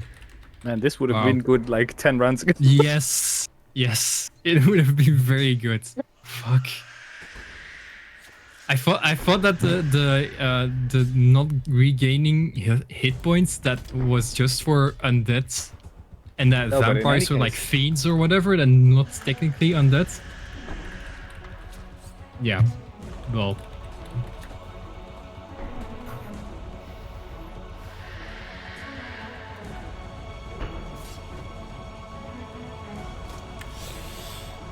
The vampire spawn jumps out of the same window you were, is here, and uses its spider climb ability to run down. That's its action, and guards appear all around you. That's his turn, which means that the first up is guard number 5. Runs up. Here has advantage on his attack roll. Hits and does slashing damage. Seraphim, your plan, please.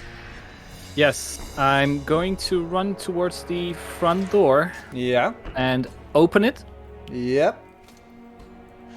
And can I see the fact that there's, like, from street side, people reacting to the vampire, like, coming out of the east side of the building? Can I see that there's action going on? Yeah, you can basically see people running this way, like ah. Okay, so this is the end of my turn, but I'm gonna run back as fast as I can. All right. This guy stands here, has 10 foot of reach because he has a pike. Tries to attack the vampire spawn. No idea why he has disadvantage.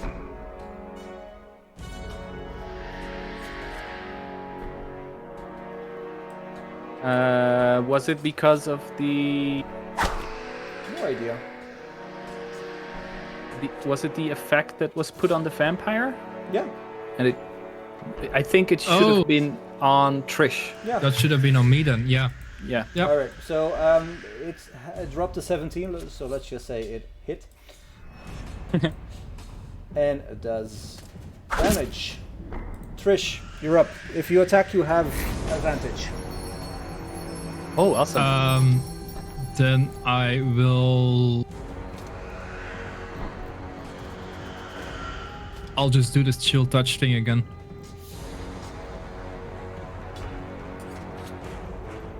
I'll allow it.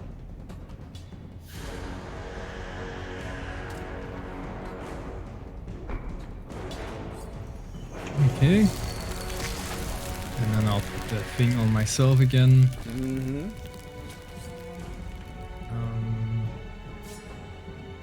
And the vampire spawn can't regain hit points.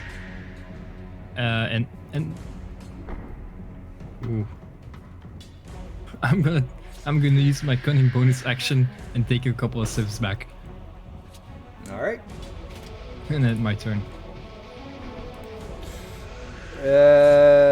This guy runs inside, pushes you away, Seraphim, to the side. Like, get out of my way! And this one dashes here. Which means that next up is guard number 5 again. Attacks. Misses. The vampire spawn is very angry. On a natural 20. Oh, hits shit. The guard. Who immediately succumbs to its wounds. Its belly is ripped open. Turns towards the other guard. Hits. And its teeth just rip out the front of its neck.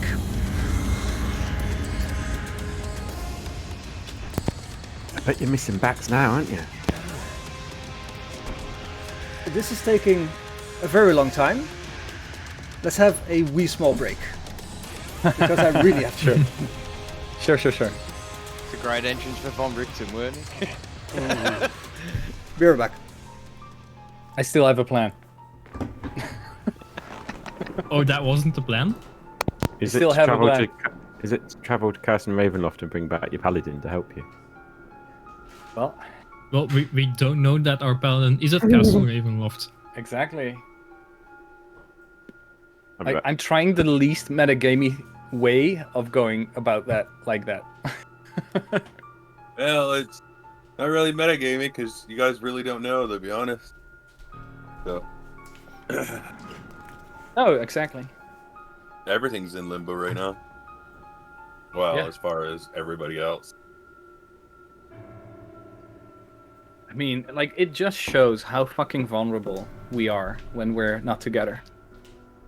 Yeah. Well, usually split the party is a TPK moment. Yeah. I've already said multiple times we fucked up as soon as we all went to different portals. Yeah. I mean, Yeah. As far Like, as they're as far going as to a different- us, but on the other hand, the DM split the party as well. yeah. You know what I mean? And that happened first. That happened before the portal. Yeah. And then after the DM split the party, then the party split itself. You know what I mean? Well, half So of we the got- party split itself. Yeah. Yep. That's right, Faye.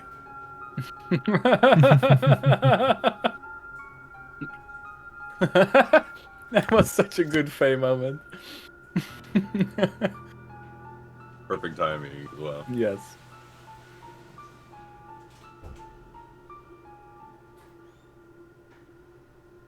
Are you almost dying? Yes. Yes. Aye, aye. But I thought Luke was going to help. I He thought died. so as well.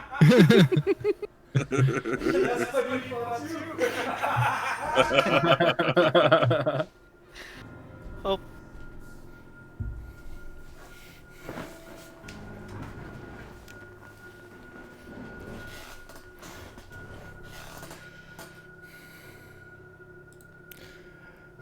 go, guys.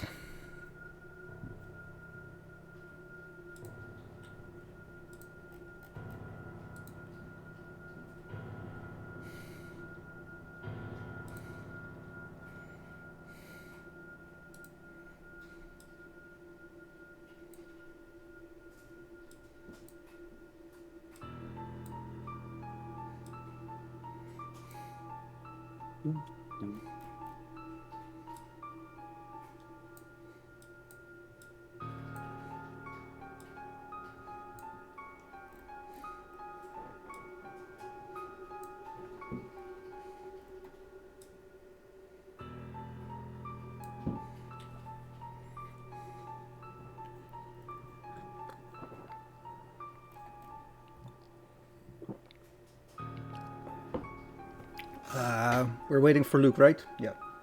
Yep. Yeah. So, how do you think this session is going, Trish and Seraphim? I still have a plan. Excellent. All according to plan. All according to plan. I never liked that Von Richten guy anyways.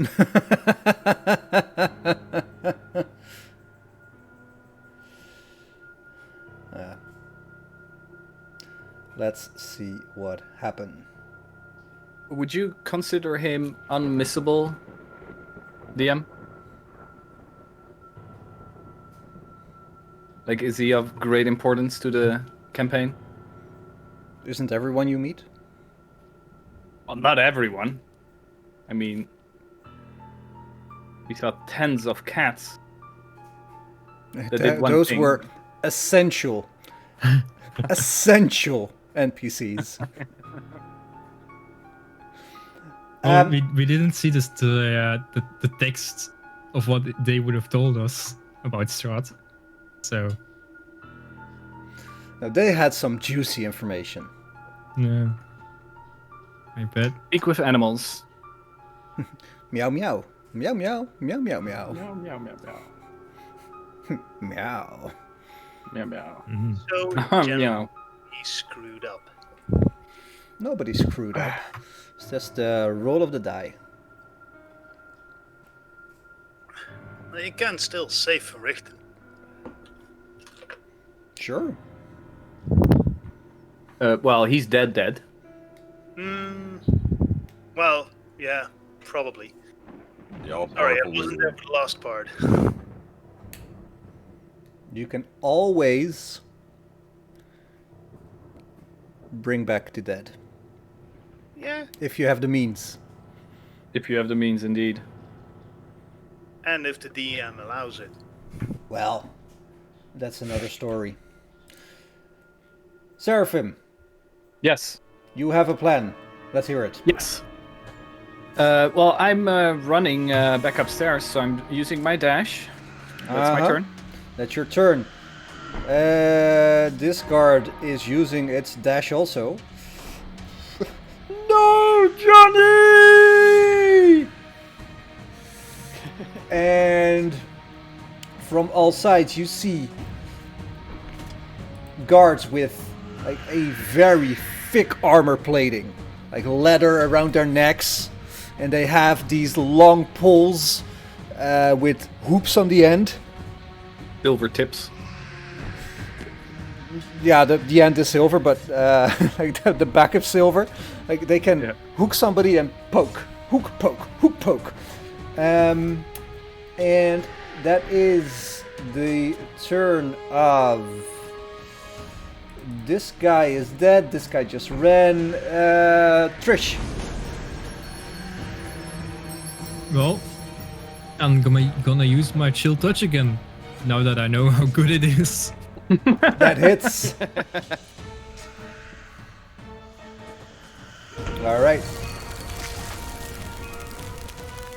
Yeah, it denies the whole regen thing, Jeroen. It's fucking good. Yep. This guy runs here and yells at Seraphim, "Get out, old man! Get out!"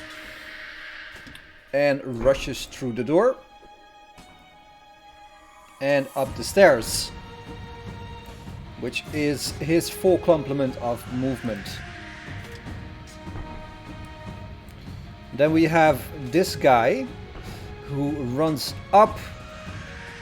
Didn't he already move? Well, fuck it. And uses its attack on this thing. Hits. There you go. And does very little damage. But next up is guard number 7. Moves here. Big boy. Uses its attack. And has a little thing called Pack Tactics. Which means it rolls with advantage. And does maximum damage. Next up is Elite Guard number 2, runs here. Also has advantage. But this one tries to loop the cord around the neck of the vampire spawn. Awesome. Hits, which means that it is now grappled.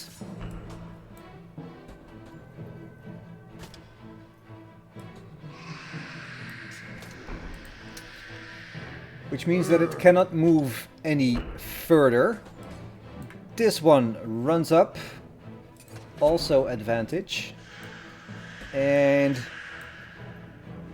they are pretty sure that they're gonna make this. This vampire spawn tries to lash out against the guard in front of it. Misses. Tries once again. Still misses. Seraphim, what do you do? I do my dash thingy, try to get up. Oh. Yeah, I was about to get here. Alright. That half movement is a bitch, right? And disadvantage on any attack, any skill check. I know. It really cripples you. It really cripples you in more ways than one. And Yes. Do you want to know what the next level of exhaustion is? Yeah. Alright. Death. Well, there is Well, one that's that is 5. instant death. Yeah, 5 or 6. The next one is disadvantage on attack rolls and saving throws. Which is weird. No, that's the number 1. No, you've only done it on ability checks so far. So Yeah. you have still got Oh, normal. not saving throws. Yes. Yeah, and the next one is on attacks and saving throws. The one after that is max HP is halved. The one after that, number 5, is speed reduced to 0. So you're basically a little plant. And 6 is death. Yeah. But wait, why did I have disadvantage on my attacks then? That's weird. Okay. I'll look after it. Wait, yeah, you shouldn't, but let's see if it really does happen again. Okay. Was that your turn? Yeah. All Moving right, upstairs. moving up in the world. This guard is trying to avenge its fallen brethren. Doing all right.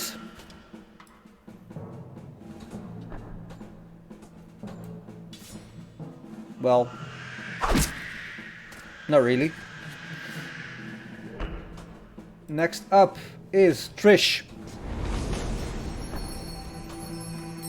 With another chill touch. Miss. Misses though. Wait, DM, did you make sure that the vampire spawn is not regaining health? Yep. Okay. Yep.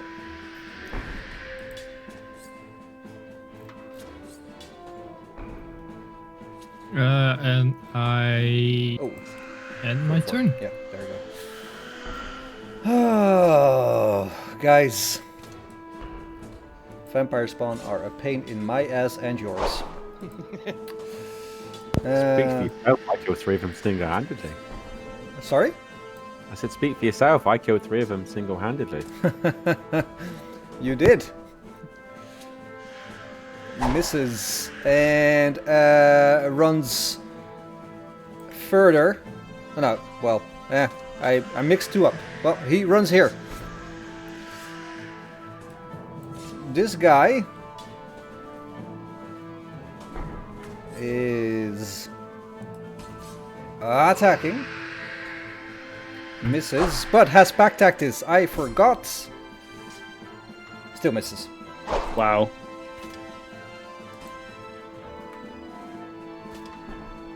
Elite Guard number 2 uses the other end of... Well, fuck it. Misses.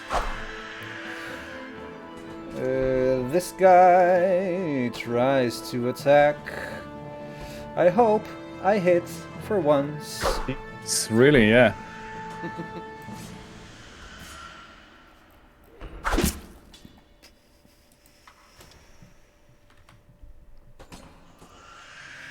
It's looking very bad. Good. There you go. And it tries to attack the guard in front of it.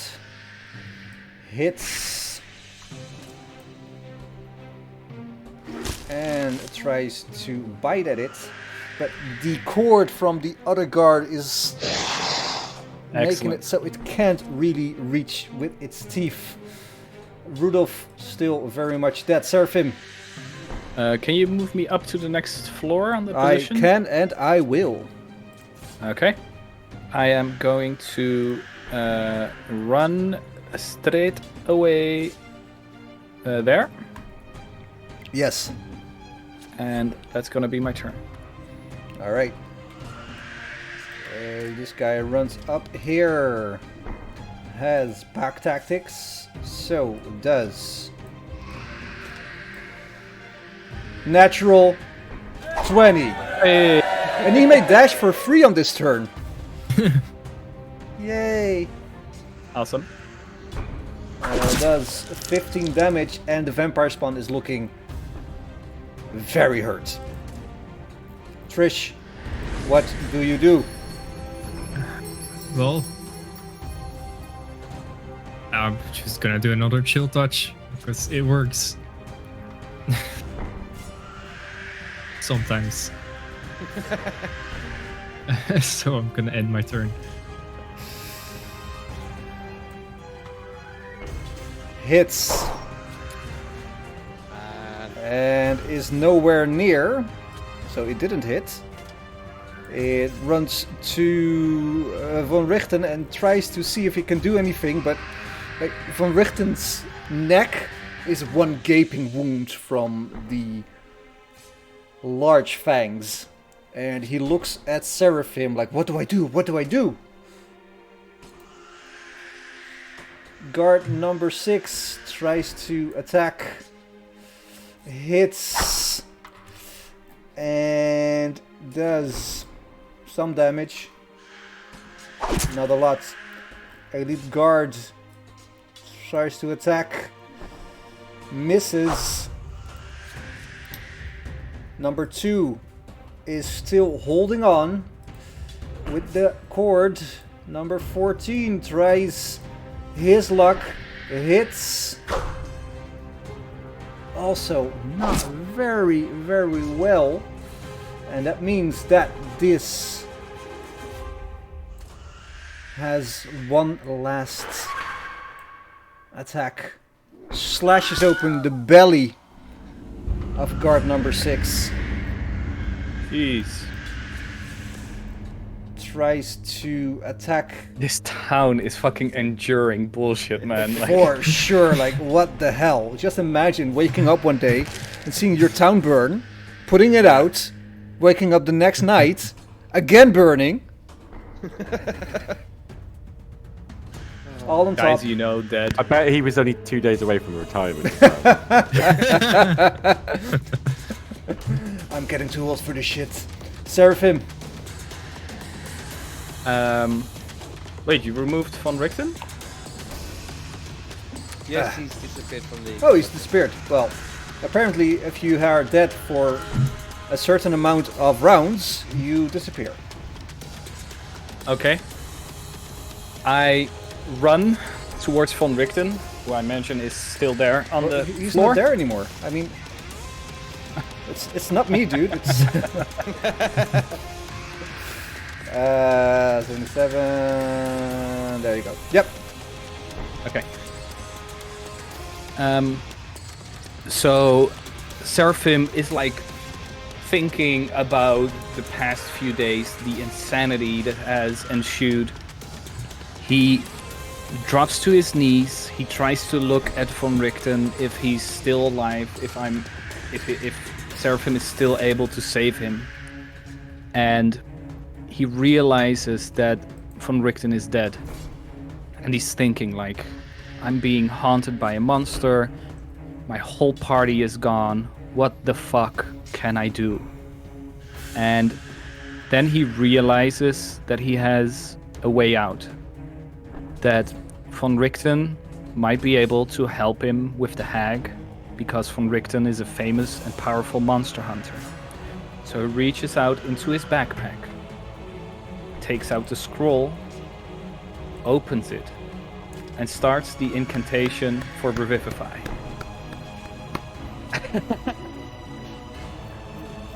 And like it's a combination of his divine magic, his arcane magic, prayer towards the goddess of Selene, and because von Richten has died less than a minute ago, he comes back to life with 1 HP.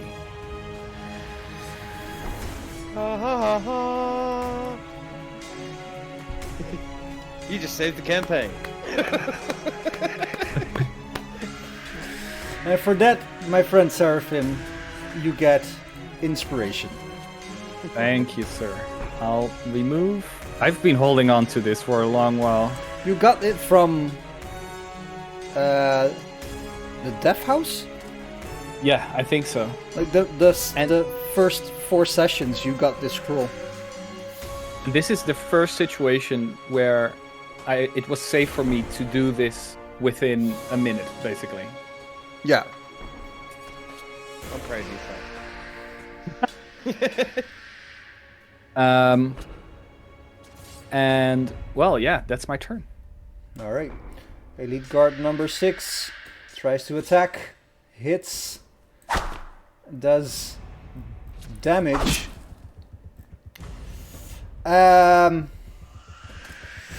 Trish, it's your turn. Make it count, baby. Make it count. Yes. Well, another chill touch. Please. Hits. Yes. Thank fuck. Come on. Come on. And as the blast of cold air from your hands hit the face of this vampire, it freezes. The other guard tugs on the reins of his hooped pike, and the neck just shatters and the head falls to the ground.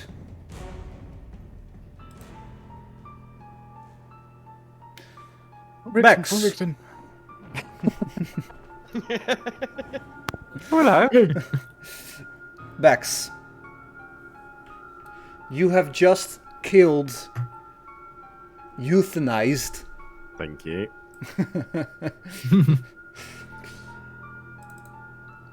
a rather prolific character.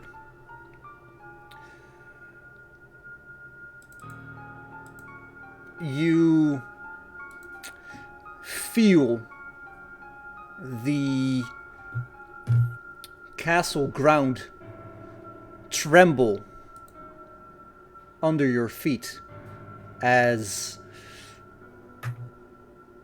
the vampire spawn drops in ashes to the floor. You hear what you can only deduce is a mournful cry of no,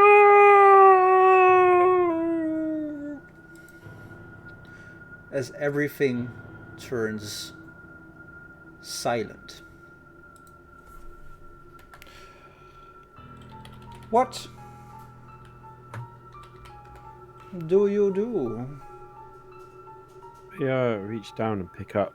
What was it? A necklace and a ring? That was all Well, that remaining in the pile of ash. I will put it in the party chiton. As you rummage through Asher's ashes, you find a pendant and a platinum ring. It's going really slow. Where did you say it was? Sorry, the party sheet. The party sheet, yes. Trying to. I will pick them up and put them in my pocket. I have plans for them.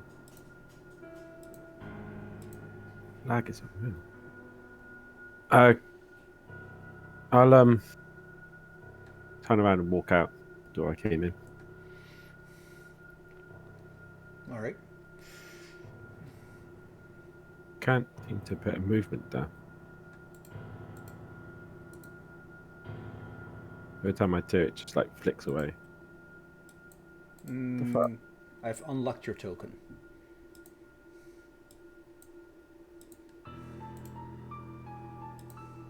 I still can't move it. It just keeps pinging right back down to the same spot. Fuck. Oh wait, I know. Never mind. I know. Okay. Bax. Yeah. Bax. What? I know. Okay. I know. I've died. What have you done to me? There you go. Oh, that does make life a bit easier, doesn't Yeah. it? Yeah. So I'll back it out. Right, which way are you going?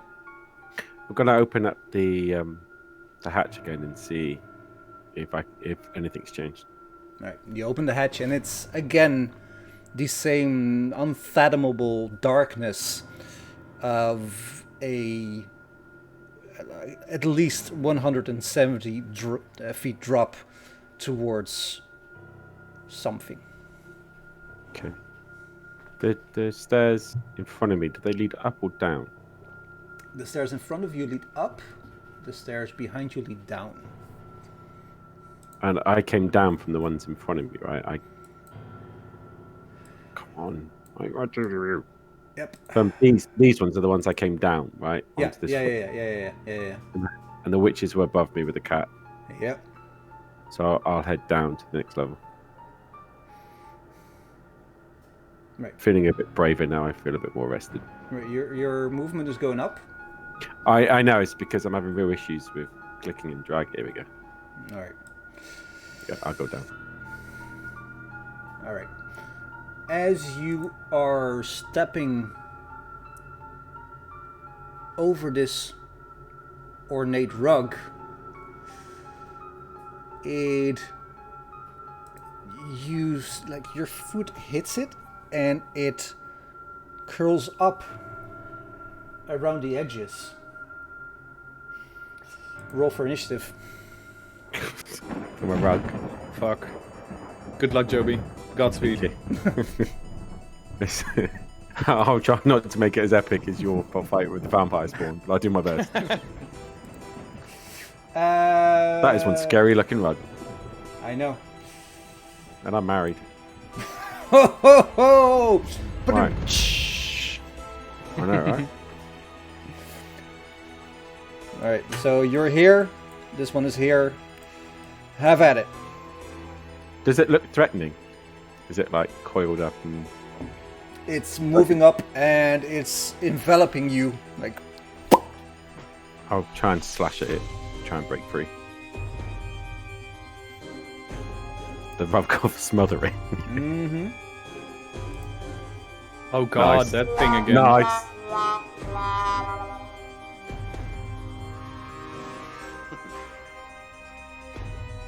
Oh, I didn't use his close up, so that doesn't count, does it? I'll try and attack it again. Oh, for the love of dicks, man. fuck? It's epic already, Joey. I could die to a rug, for Christ's sake. Alright, that's my turn. Alright. The rug tries to smother you. It too. Again, with the lizard folk and the pizza. They really like pizza. Let him Oh my come. god. Let him come, see what happens. By the way, I'll give Coins, it you to can just remove us from the combat tracker. It saves everything else, so... Yep. Alright. I didn't know. Thank you. Yeah.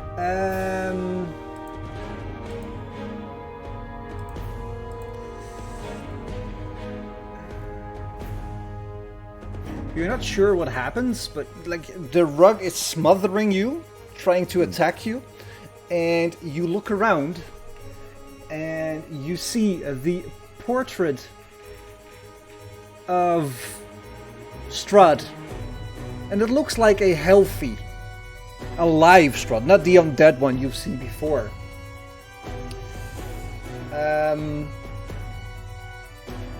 Look at you, and its eyes move, and there's lights coming and emanating from the painting, and you feel something settling over your head.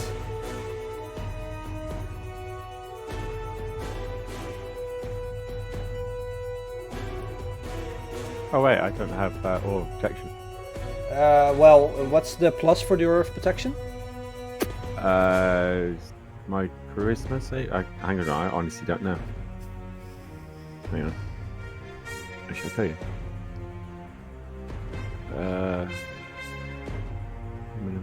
There's my charisma modifier, which is it's 7. No, that can't be right. I think I've already put it on.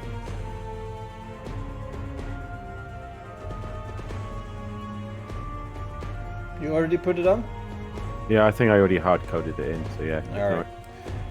You feel enamored by this painting,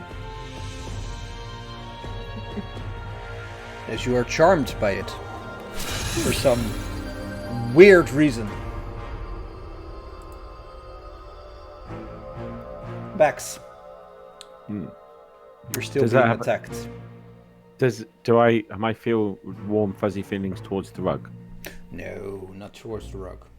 Then I can tell you my savage attack of it. So savage. Apparently I can't hit a rug. Yeah, you can. Oh yeah, and do you know what? I'm going to smite it because I'm actually really concerned I'm going to die. Oh, what? What the fuck? That wasn't. I didn't put, yeah, I didn't put smite on. Oh well. What's the dice for smite? 2d8. Roll them. Hang on. Oh, okay. Ah, that's right. I won't smite it. No, roll them. 2d8. Okay. Another 13. As your smite-imbued weapon touches the rug, it starts to fray at the edges. And the fraying doesn't stop at the edges, but continues inward as it comes apart at the seams, as they say. And it is no longer a threat. But the painting, it lures at you as Sirenscape crashes for me. It lures at you as you look around and see this painting. It beckons you almost.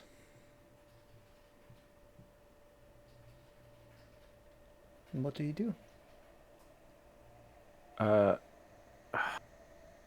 whisper Sultan and take a step towards it. You take a step towards it. The creature inside it comes alive and looks at you.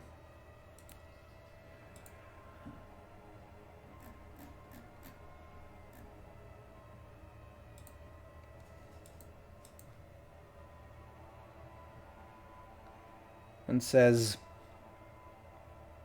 Bax, I am Strahd, Lord of Barovia and Master of Castle Ravenloft.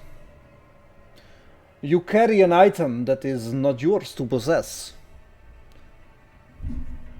though you shall wish otherwise.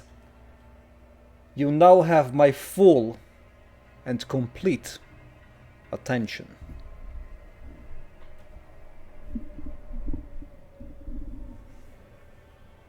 And the painting itself turns back to its lifeless state as the charmed effect lingers for a moment. Your hand reaches towards this just now animate, but now inanimate object, and as your hand touches the paint, the charmed effect dissipates. What do? I asked the painting, what item? What item do I have that does not belong to me? Tell me. Silence. Please tell me. Even pleaser silence. Confused as to what just happened. If it was actually Strahd himself talking to me. I continue on my path down the stairs. But just before I do, can you just describe the rug, what it looks like?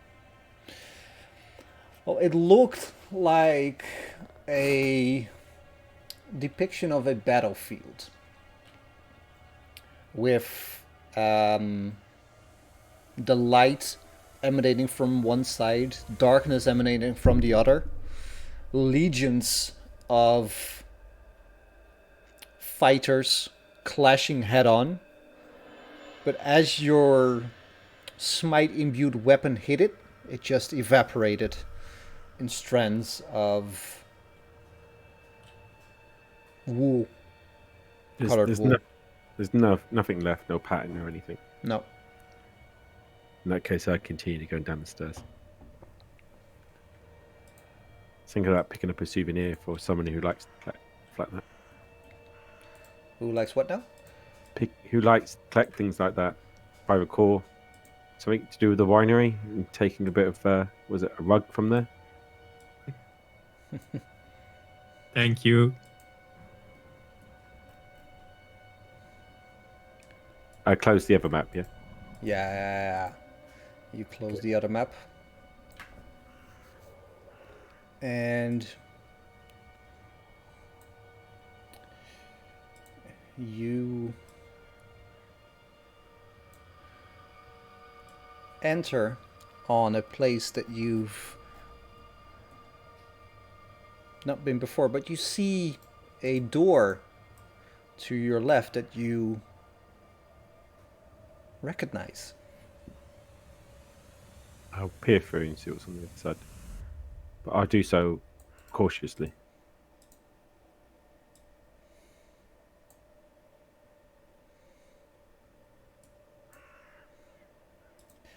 This is one of the rooms where Gary died. One of the many rooms. Oh, I know where I am. Yeah, okay. Where Gary died. Gary, do you know what? Is the... No, I can't, can I? How wide are the stairways and stuff? Like, is it big enough for a horse to fit through? They look pretty wide, right? They look pretty wide. You can probably And the doorways, fit a horse. Doorway's pretty big, right? If Gary kind of leans down, I'm sure he can fit through. Okay. I won't do it yet, but I might in a bit. It depends how lonely I get in this castle. I'll continue to head down. I'm still looking out for that blood trail.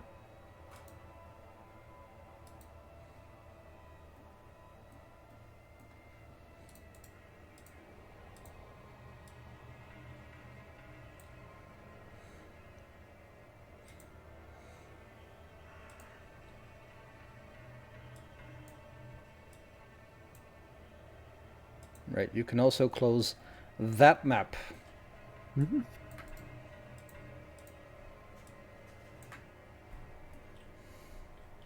Do I need to restart? Sorry, it's good. If you're not hearing any music, yes. Yeah, that works for me. Yeah. So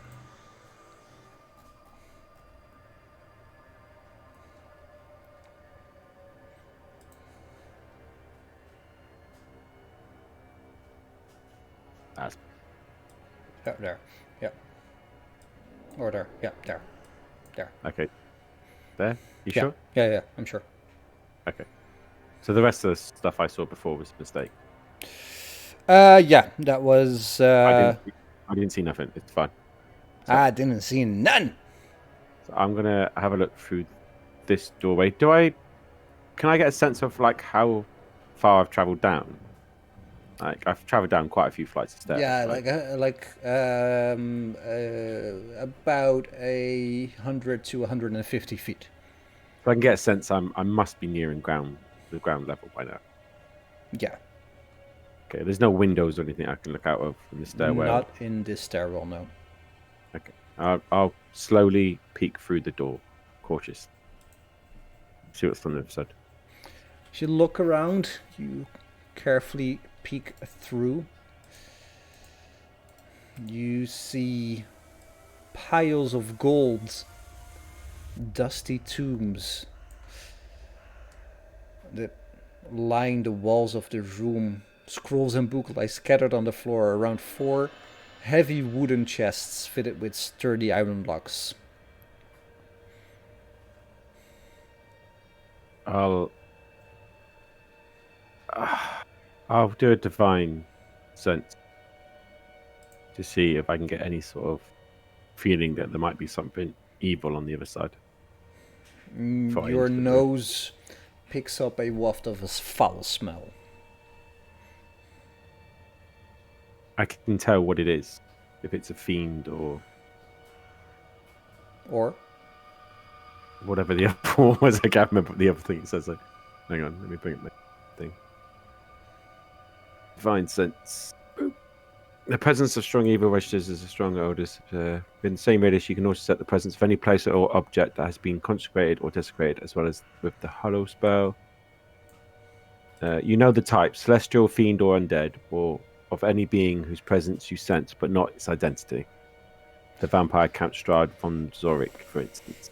So, celestial, fiend, or undead, you cannot discern any type. Okay, I'll step into the room. You step into the room, and grandeur, money, pieces of paper all around, and you see this man standing there at a table.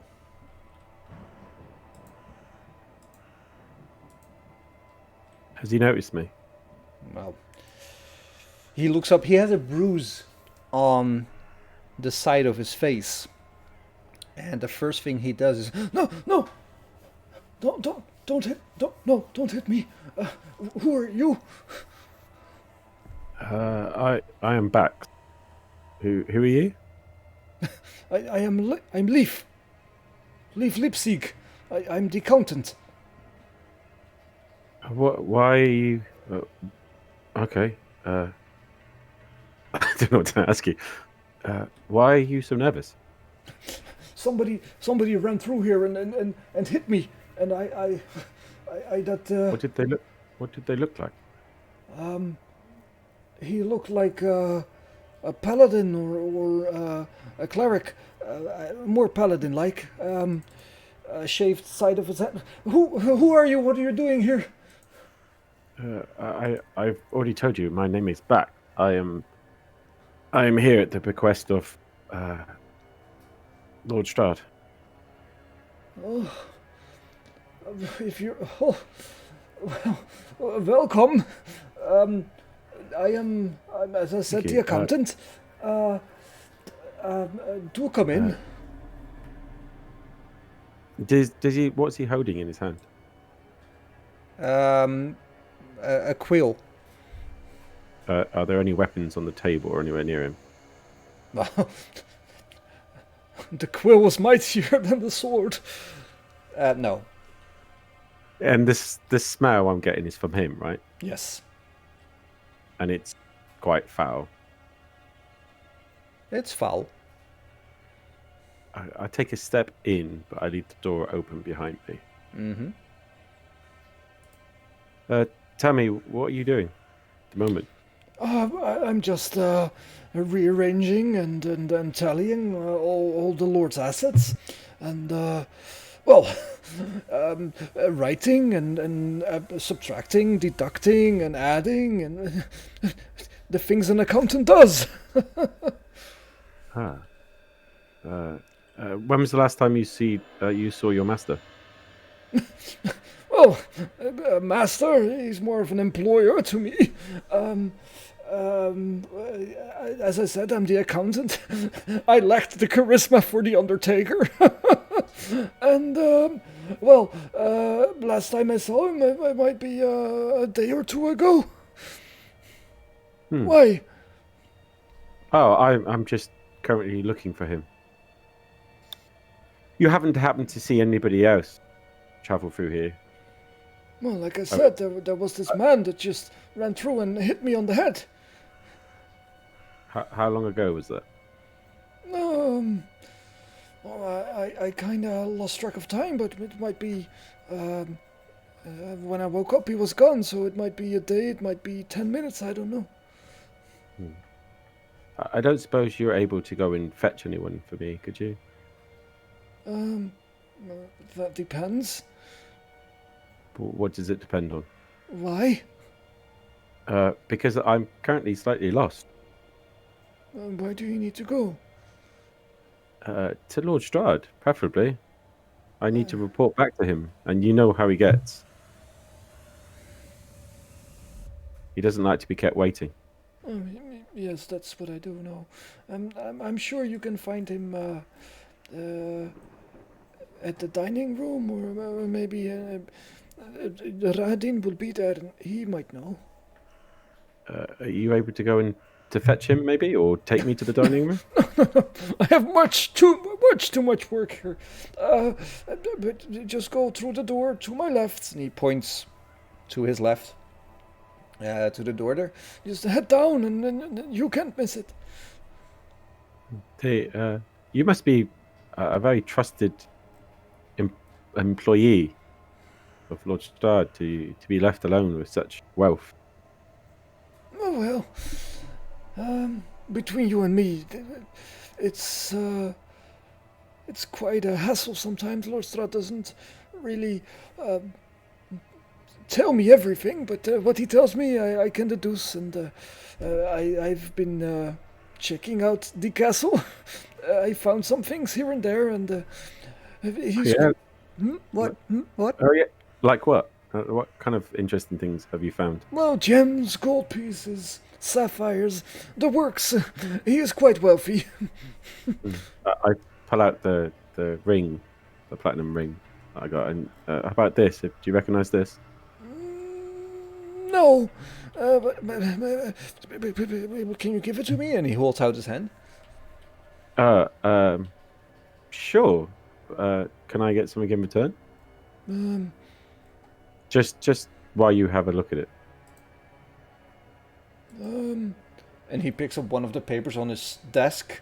And he holds it out. This, maybe? I take a step forward and exchange it with him. All right. The piece of paper you're holding, it's just scribblings of numbers scratched through, adding, deducting, like a real accountant's paper. And he looks at the ring. Like, oh yes, this is well, in the grand scheme of things, what is valuable, but it could fetch a pretty penny. And he hands it back to you. I give him back his piece of paper. Do I get a sense that he's like hiding anything from me? Insight check. Skill.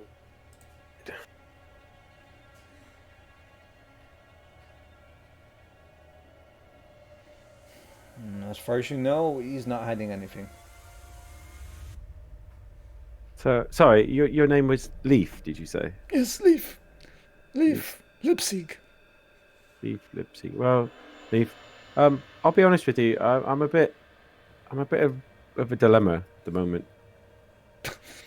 That's the way of life. See, I'm at a bit of a crossroads. See, I would just like to pass through and continue on my journey, but I get a sense that. Would you say you're a good person? Oh, what's good in these lands? I mean, a baby cries, the mother doesn't feed it, it dies. Is the mother at fault or the baby? Who knows? Tell me, do you live here? Yes, it was a temp job at first, but then I just never left. And Strahd seemed to like it, so Lord Strahd, that is. So I just kind of live here. How long have you been in the service, Lord Strahd? Let's see, I was a young man. I'm an old man now, so a heck of a long time, yes. Do you have family? And he gestures to like the books on the shelves and the papers. Yes, these. I take a step towards him, and do I get a sense that he's like nervous or agitated or anything whatsoever when I approach him? His hand moves to the bruise on his face, and he's like a little agitated that you're moving a step forward. Does he look intimidated by me? He looks unsure. I just. Would you mind if I just have a look around? Because I've never seen such treasure before. Sure. And his hand moves towards a rope that's hanging from the ceiling. What, rigidly, like reaching out quickly, or just slowly reaching? Slowly, like, sure. What's with the rope there? Leif? Nothing special. It's just a precaution. Precaution for what? His other hand moves to the bruise. It depends on what you're doing. Just having a look. What happens when you pull that rope, Leif? I don't like this line of questioning. Please leave. I don't. Try not to laugh. Hang on. I don't know what you mean. I'm just asking. I'm just by nature a very curious person. Look, Does it ring a bell by chance? It rings a bell of sorts, yes. I would like you to leave now. Okay, why? And his hand grips on the rope a bit. Leif, I thought we were friends. I thought we do were not getting know you. along. I don't know you. But that's how you get to know someone. Roll a persuasion check. This will be fun. Can I help him from across the country? Sure, you can give him your inspiration. Oh fuck!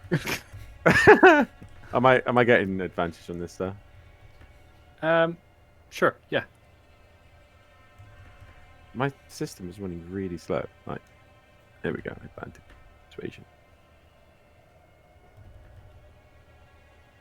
Oh, for the love of Christ! Really? Got +7 to it as well. His hand relaxes a bit, like, I suppose. He doesn't let go of the rope, but like his knuckles are not white anymore. Come, why don't we sit down and we can talk? He looks down as he's sitting on the chair. Sorry, Sure. I meant May I sit down? Sure, but take one of the chests in the corner so you're far away from me. Oh, sure. I mean you no harm. I have something else that you might be interested in, seeming as you are surrounded by all these things all day, every day. I have something a little bit unusual for you to have a look at. Would you care to have a look? Does that entail you coming closer? And you see his hand gripping tighter around the rope.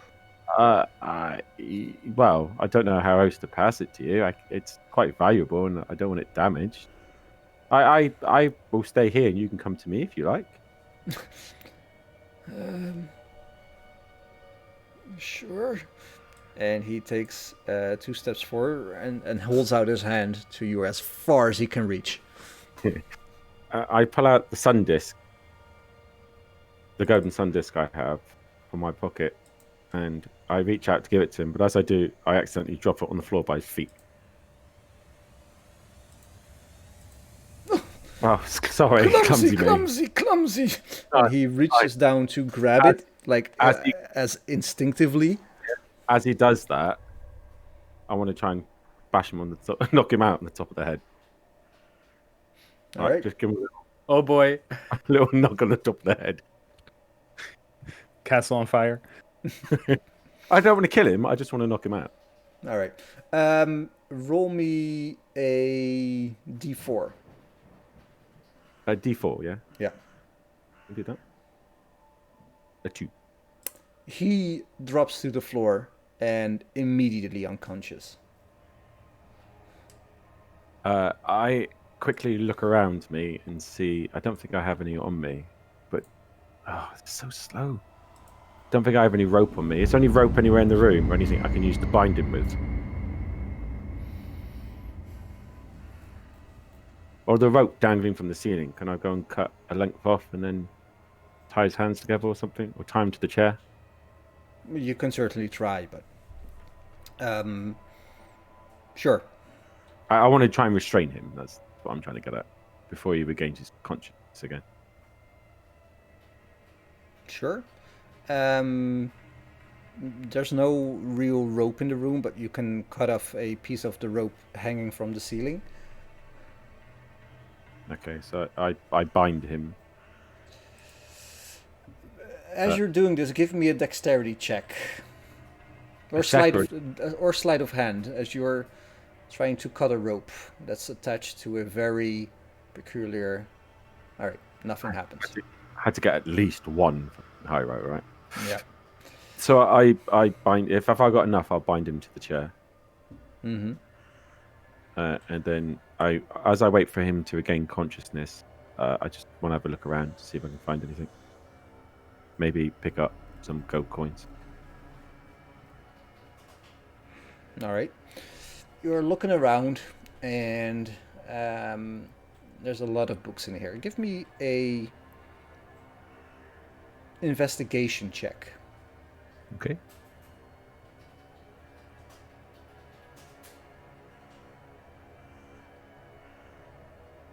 Checking around, and you're not feeling like you find anything of real value.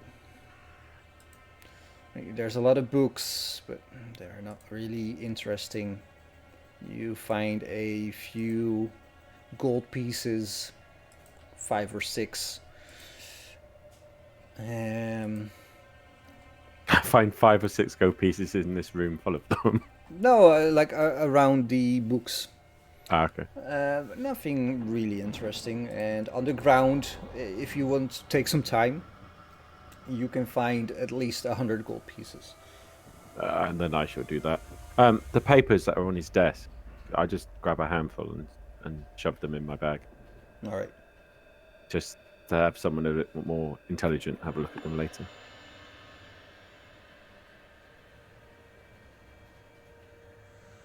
All right.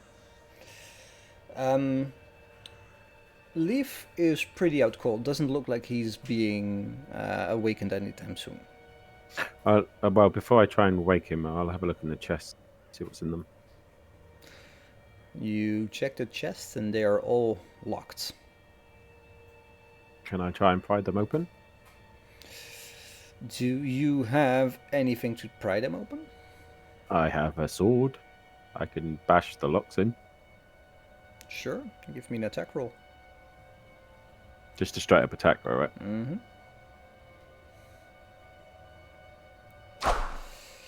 Your sword hits one of the locks, but nothing happens to it. I search Leif's persons and see what he has on him. If he's got any keys or anything. Or any weapon. I'll disarm him. Doesn't have any weapons, as he is trying to... as you're trying to pat him down, he has nothing on his person, and you feel that the body under the clothes is emaciated. Like, he's very thin. Okay. I'll try and rouse him. What happened? I'm very sorry, Leif. But I tend to find it's easier to talk to someone when they're a bit more forthcoming, when they don't feel they have the upper hand. What do you want? And I didn't like the fact that you had your hand on that rope. He looks at the place where the rope would be, and looks at that it's cut, looks at his body roped, and he looks at you. You monster! I put my hand out and touch his forehead and use 2 points. How many HP has he lost?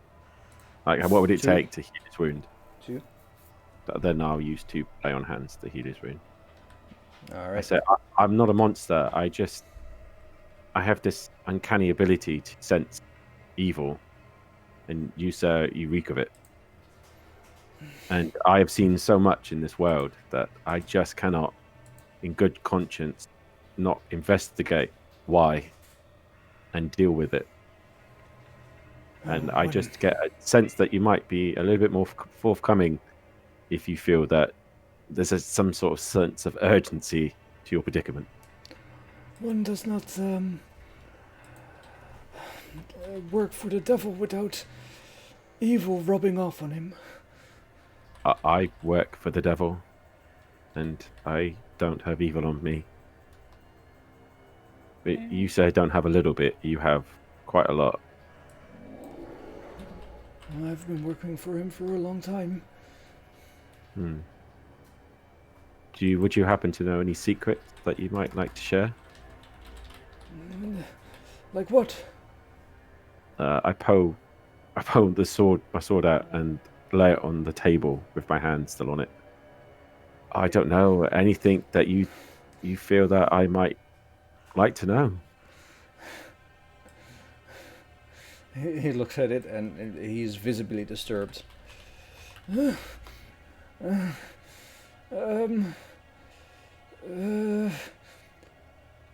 Leif, let me put it another way. Yes? You must understand, or you must have realized that things are slightly different lately with your lord. And I don't know, I just get a sense there's a change coming in the air, and maybe the winds of change starting to blow through. And it's times like this you might want to ask yourself, what side would you like to be on when that wind stops blowing? Because things do change.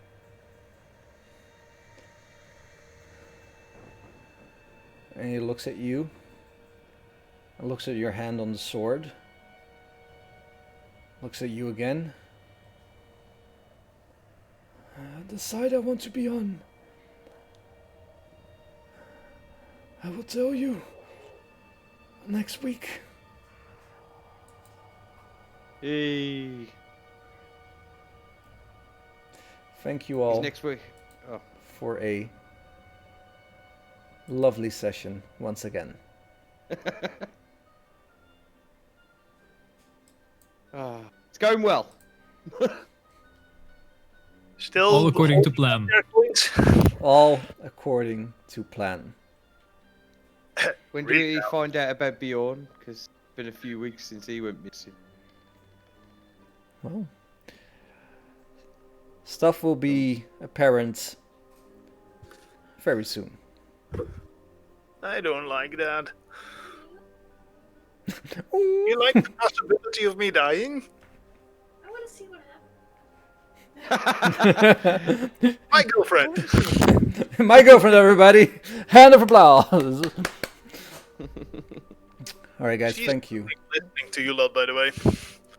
Thank you, Coins. Thank you. Indeed, you. Coins. Thanks. All right. I'll see you all next week. Yep.